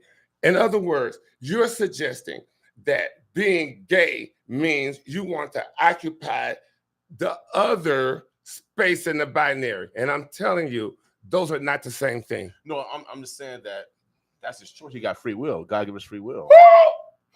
He got free will. They can choose what they want to. Okay. All right. But when I was saying it, we need to have this conversation because if we was over in Africa, they would allow this kind of behavior. It just depends your proximity. Your proximity determines your belief systems. And so you got some men that are gay that aren't flamboyant, don't have no problem with their gender. I understand. When you, is this camera on? Yeah. So because when you have a penis, you're a male. I mean. Where am I just? Okay. See, but I understand. But you didn't. Okay. So male has. Okay. Let's go even more scientific. Now, who has different chromosomes? Do we have different chromosomes? And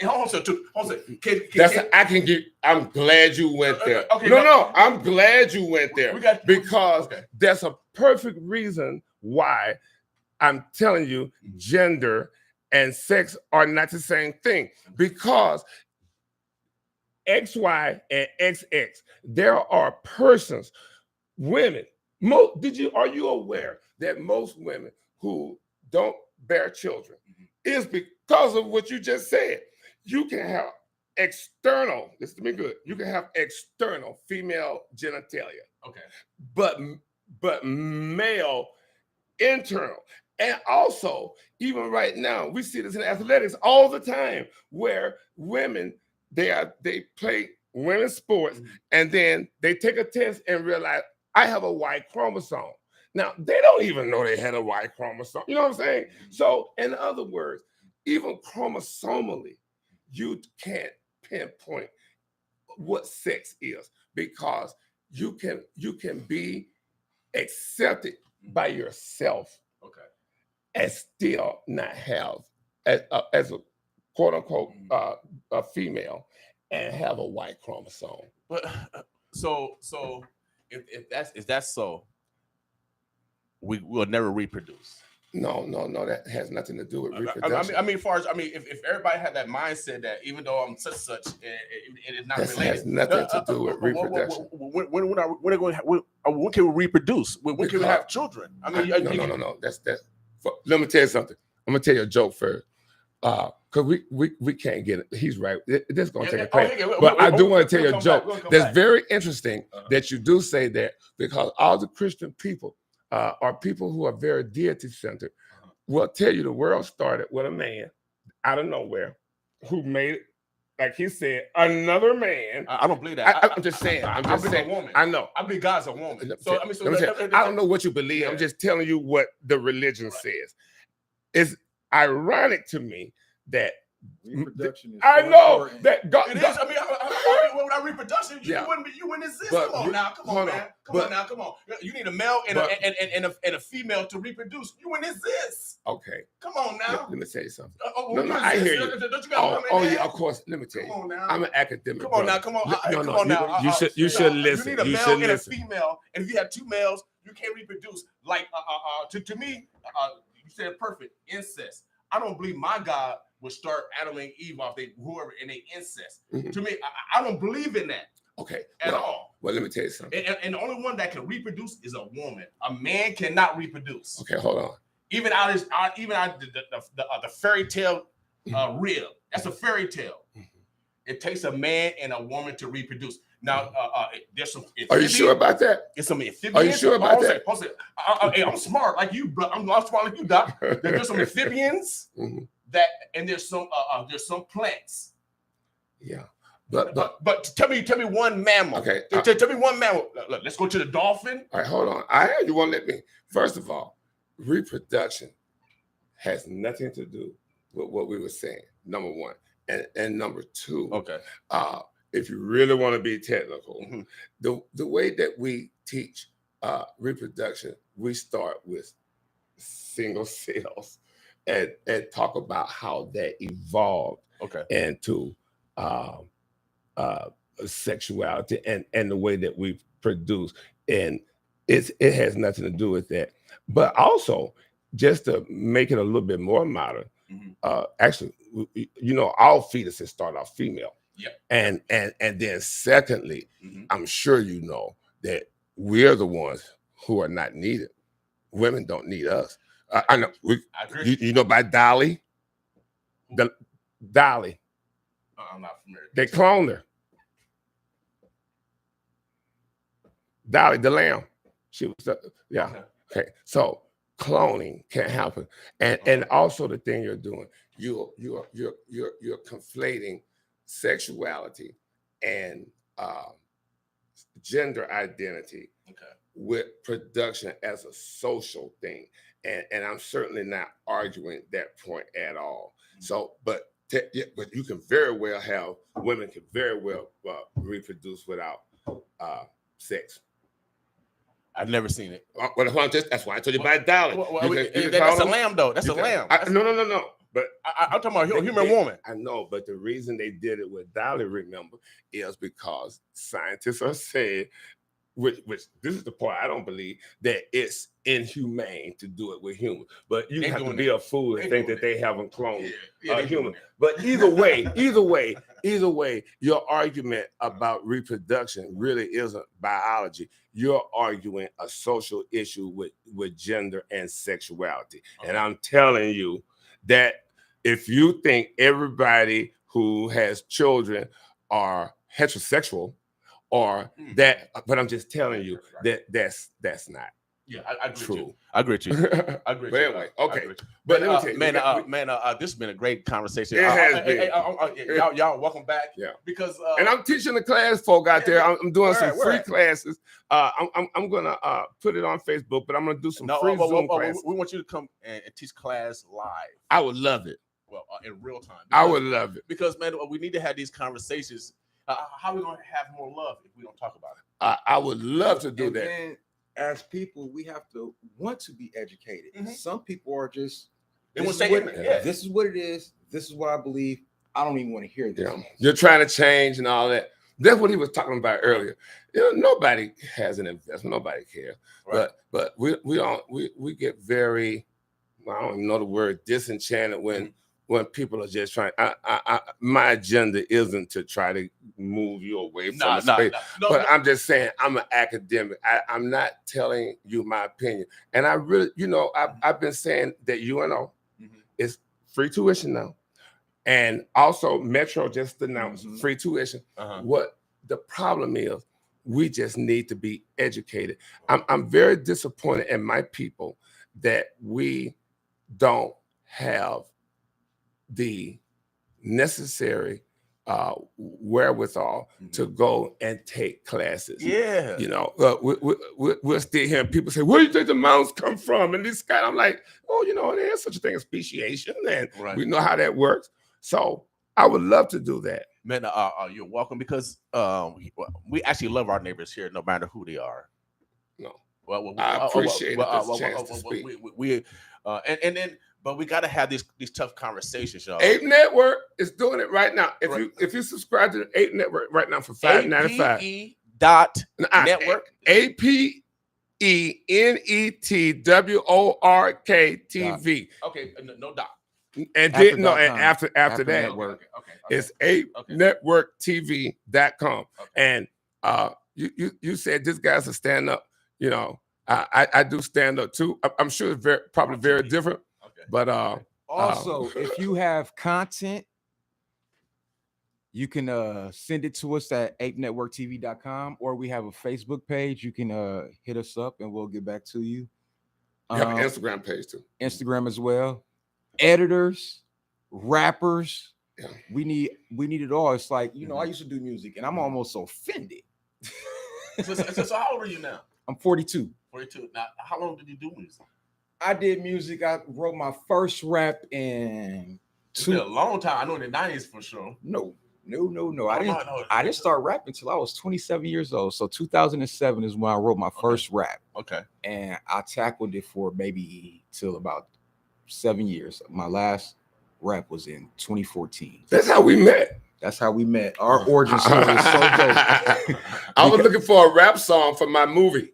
Yeah, the Rigger one. Yep. And if you watch this movie, my voice is the first thing you hear when it come on. Man, it ain't easy. But you know, that's what I gave away, probably 10,000 CDs for free. And when he came to Omaha, he was asking everybody who was the dopest rapper around here.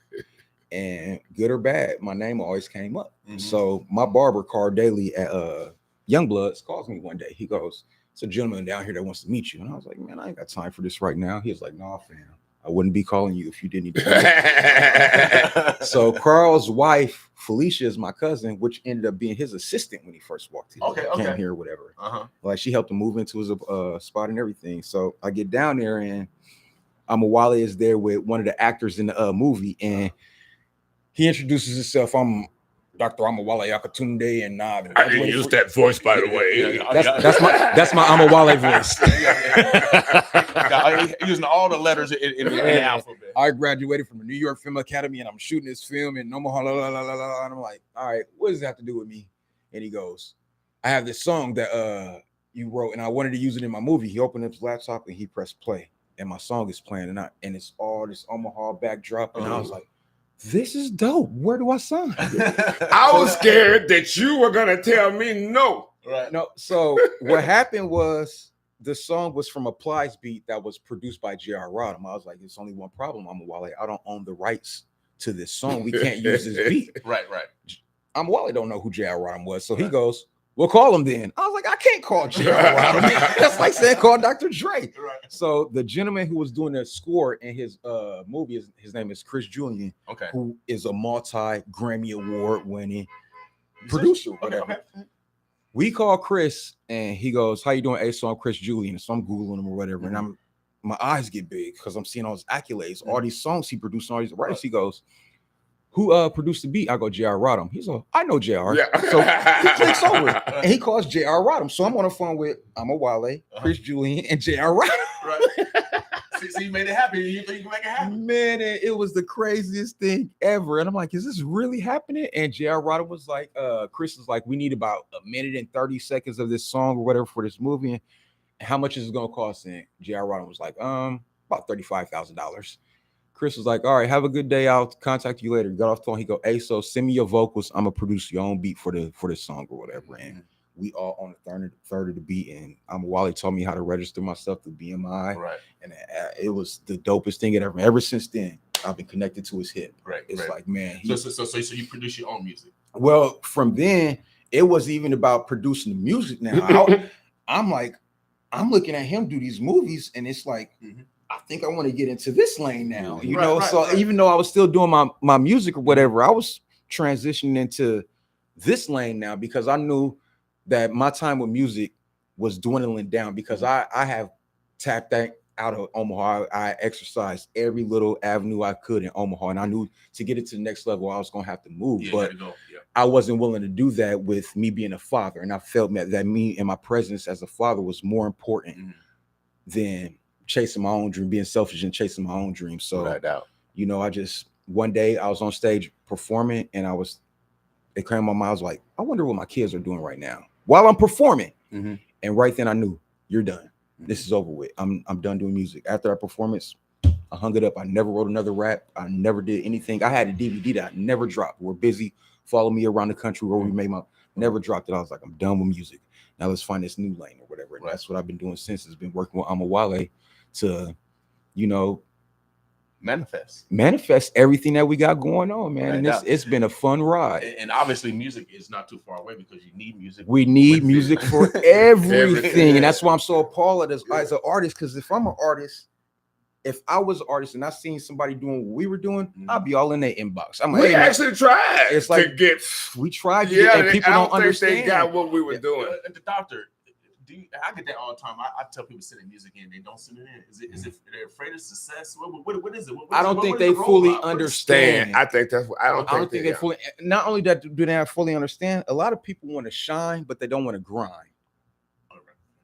Yeah, a lot of people want to shine, but they don't really want to grind, man. And it's a lot of work. You know, people want to be told what to do, and it's like, no, you got to take the initiative, man. You know, it's like we can't give you a blueprint on what to do. If that was the case, I'd still be doing music. Yeah, you know? Yeah, if it was that easy. But I do want to make sure before we get off the air, you know, I'm not a native of Omaha, but I now consider myself that. I've been here for 16 years, and I just want to say just an absolute thank you to the Omaha community, because everything great that has happened to me in my life happened right here. I love my city. Yeah, without a doubt, baby. Without a doubt. And that's why I love you, because we stayed. You know, a lot of people they leave. They leave and they Omaha this and Omaha that. You need to get up out of Omaha. Omaha is beautiful. I love it.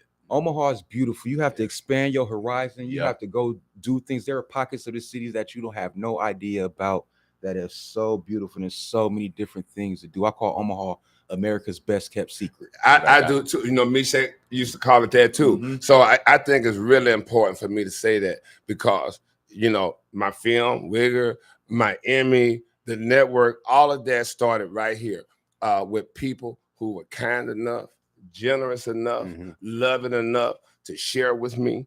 And I think sometimes we forget to say thank you. Right. And I also think it's very important. And anybody who knows me knows this is my mantra. You know, don't ever get to the point where you think you do anything by yourself. Everything that happens to us and for us is because there are beautiful people in the world who sacrifice themselves to see you become what it is you want to be. So I want to give a real big thank you and shout out to Omaha. And always everything that I do is based on my love of this community and wanting this community to be everything, because I think that Omaha is the bomb, and I want Omaha to be a Hollywood. Yeah, without a doubt. Yeah, and I'm never gonna ever abandon the beautiful people here and the fantastic experiences that I've been afforded. So thank you, Omaha. Lots of love, and I appreciate you more than you know. And Brother William, same here to you. One more time to you. Thank you so much for even inviting us to be on the show and being kind enough to let us express our views in the way that we want, and for also validating what we're doing and who we are. So I'm very appreciative, man. Keep doing what you're doing, because without this, I don't know where we would be. Well, you know, all praise to God. You guys are also, I appreciate you. You gentlemen are necessary. And when the next movie coming out, I'm trying to be an extra. That's all I want to hear. What's funny It's is a show.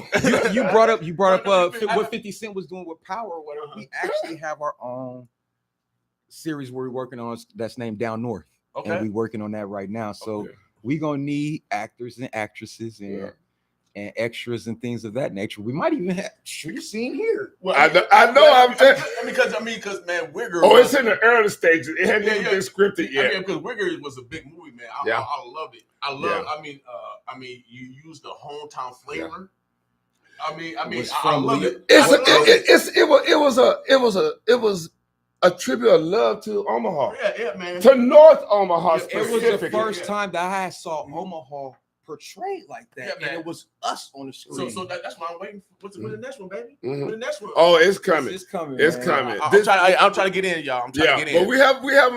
We're doing so many things, so it hasn't been scripted yet. But we have started story ideas. You can see Wigger on apenetwork.com. Absolutely, as well as our series, our sitcom, It Takes a Village, all are on apenetwork.com, apenetworktv.com. And that's spelled and Punching Holes in the Dark, which is a beautiful tribute to our great school system and the wonderful work that it does, and how underappreciated OPS is and its teachers. You might as well just say it's my hometown because it don't matter. I don't even tell people. I don't even go through it. I got a whole story. I tell them I went to North, and they were like, "Hey," and they took what year you when did you graduate? My senior year.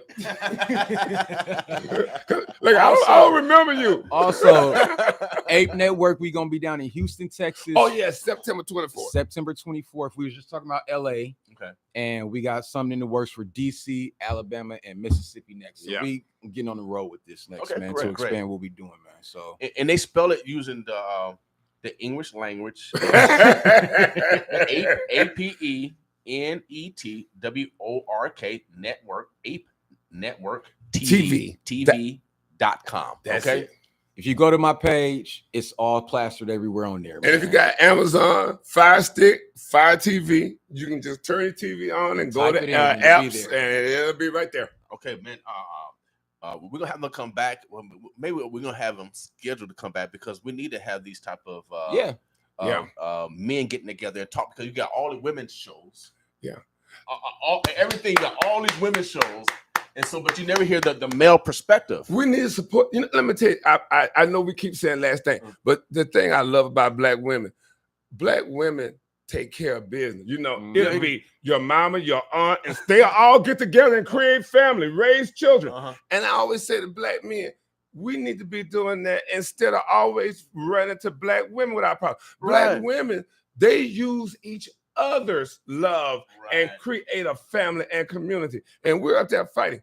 What we need to be doing is helping each other be the best that we can be. Black women give us a great example, but we got to stop needing them to save us all the time. Not that they can't do it, but they can. But we can save ourselves. We need to be stepping up too.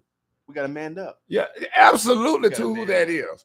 Yeah. And we got to start mending relationships. That's why we got to fix that. Also, I would like to personally thank Pastor Eugene Rollerson and my cousin Chancey Sims. They were beautiful. And Greater New Hope Baptist Church. Even though our views are different, I really appreciate them gentlemen. I do too. And Andre Wright as well. He's a local artist, Christian rapper or whatever. They were very gracious.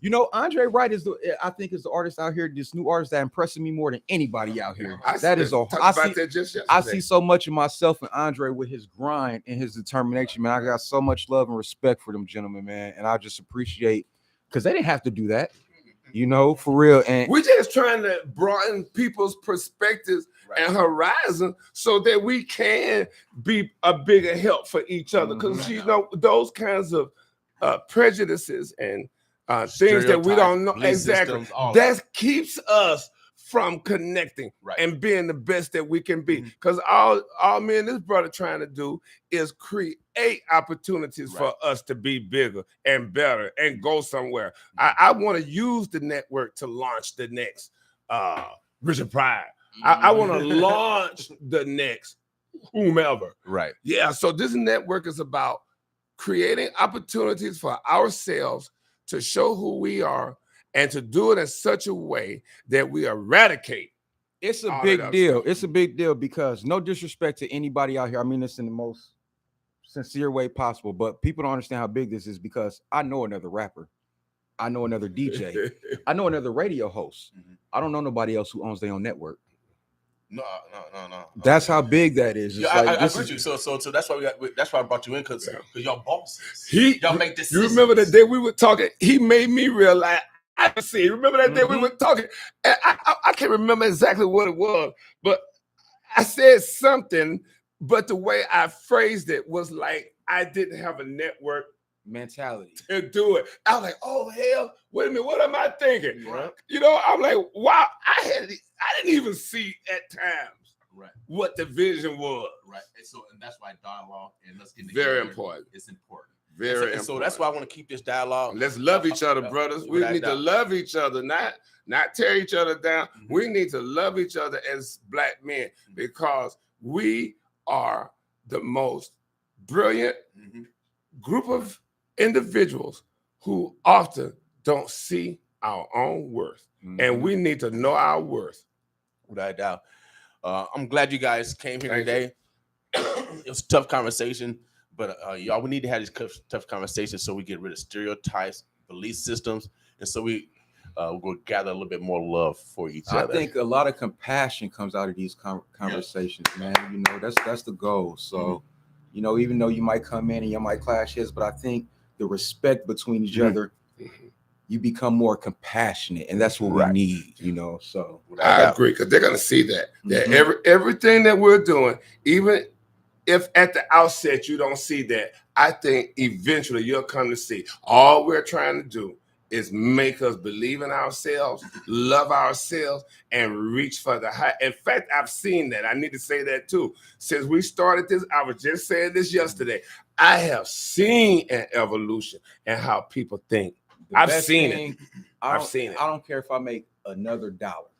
The messages I get after people watch these shows are priceless. When I'm getting a father text me and said, "Thank you for that show because my son is gay and I never saw him until I saw that show." Wow, that's powerful. That really did something. Yeah, because I have a young nephew who's struggling, and yesterday he was showing me a message where the person said, "I watched your show, and I can't get it out of my head." You know, I'm like, wow. Me and him sitting down at dinner last night, and the message came across my screen. Well, That's a great place. you know, one thing that we gotta do. One thing we gotta do.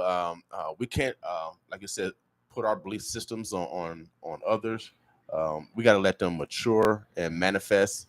And so, whatever they decide, we gotta support them and love them, regardless.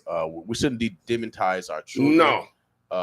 And I even think about that. If my son was gay or I would still love him without a doubt. I would if I had a straight child too. I'd be like, you know what? It would be no different. No, I'm serious. I would like accept it. Ain't no I'm like, different. okay, this is what you do. I ain't got no problem with it. Just keep it away from around me. Yeah. Don't bring that mess around me. But I love you.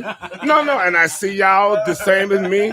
You know, and no, I'm saying I get them. And they're people too, and they should have an opportunity to feel like they're part of the community as well. This is the best radio interview I ever did. Hey man, this has been a great show. Again, today is Black Friday. We encourage you to support a Black business, and we got another Black business for you. You can't say that we don't know no Black business. And then I got a comedian coming up next, so don't go nowhere. APE Network, NETWORK TV.com. That's right. Make sure you go there. If you want to put some your own content on there, I'm already going to ask, can I get my show on there? And we love to review it. And don't forget, y'all gave Dave $60 million for that hour and 15 minutes of trash talk. I have to keep reminding them because they keep talking about no. Netflix runs off your money, right? And he got paid $60 million to get up there and say all of that stuff that I think leads to other stuff, because it ain't about your humor. If you've seen me, you'll know I'm about as edgy as you can get. We just don't need to reinforce things that are not true, that build a community of us that keeps us divided on the wrong thing. Right. Yeah, because I'm edgy. Well, you know, and that's fine because we need edginess because we need people to curtail the rules because you never know we can move the line a little bit, and so we always need people on the edge without doubt. This is necessary, and I do love comedians. Comedians are necessary because they release they create. We have a powerful voice. Comedians have a powerful voice. I love my comedic side. People think I don't have one, but it's just edgy. But comedians are able to say this is what my mother used to say. If you want a person to accept something that they don't want to accept, make them laugh. Okay. And while their mouths are open, stick the truth in. Okay. Oh, yeah, I like your mama. I like it. Is she cooking? No. Mama and them done moved on, but she was a great old lady. Heck yeah, my mom moved on also. Heck yeah. Brother, I'm going to take a music quick break. Then I got my man, Jared Gold. He's the funniest man in Omaha. He got a show coming up at the Elks tomorrow. The biggest day tomorrow. Oh man, we're gonna be laughing. We're gonna have to have Dr. Wale to come through. I don't have a card, but I can get information. So I need to get a card. Yeah. Take a quick break, real quick. Yeah. He said he's gonna do the show at the Elks tomorrow. That's right here. I know. Westway champion of the world.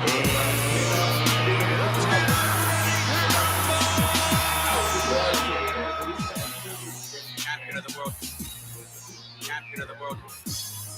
Champion of the world.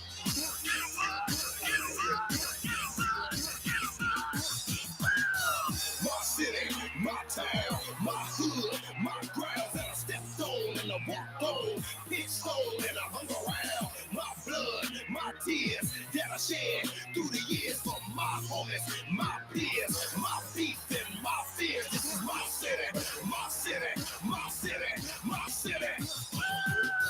My city, my town, my hood, my grounds that I stepped on and I walked on. Big stone and I hung around. My blood, my tears that I shed through the years for my homies, my peers, my beef and my fears. This is my city. My city, my town, my hood, my grounds that I stepped on and I walked on. Pitch stone and I hung around. My blood, my tears that I shed through the years for my homies, my peers, my beef and my fears. This is my city, my city, my city, my city. My city, my town, my hood, my grounds that I stepped on and I walked on. Pitch stone and I hung around. My blood, my tears that I shed through the years for my homies, my peers, my beef and my fears. This is my city.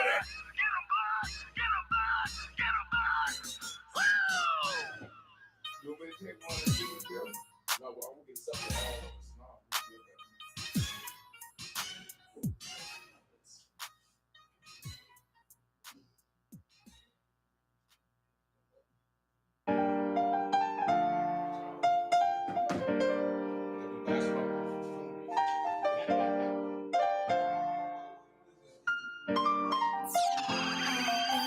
I'm the chosen one, yeah. My brother hand me the toy, say, yeah, you better run. Put your foot on the gas, don't let him none. Do the dash to the bird eye. Grip the grain on your stern wheel. Better not miss your turn, no. Family dependent, gotta work out. I gotta really go hard, cause none of this is for certain. But I'm gonna get to $1. Gotta make sure my little brother scars.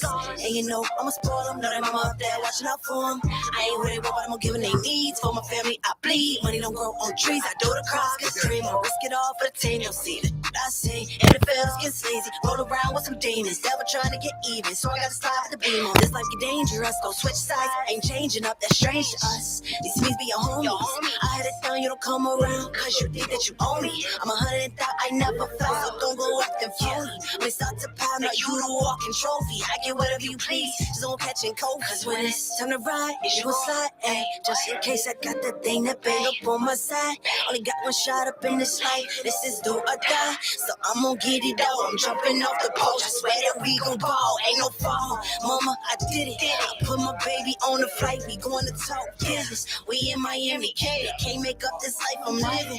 Yeah, I'm gon' get it, ain't no wishes, stay consistent. It's all about repetition, baby. Got out the mud, I'm beating the odds, I feel so amazing. Said I couldn't do it, so you put it on God, yeah, you must be crazy. Pants, I'm ready for war, any weapon to get you shot for. You're the op, I ain't with y'all. From a block, then you know how I rock. Got real hitters in the spot. Swimming pots, real hood thoughts with the mob. Cops killers cause they want it. Trying to make it out of the trauma. PTSD come around when you're younger. But you rap it careful when you come here. Can't run faster than a bullet in a cornfield. Shit is amazing.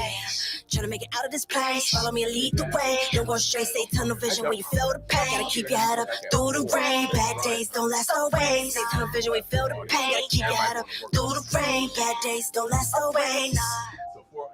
Bad days don't last always. Bad days don't last always. Chosen one, yeah. My brother had me the twist, said, young, you better run. Put your foot on the gas, don't let him none. Do the dash.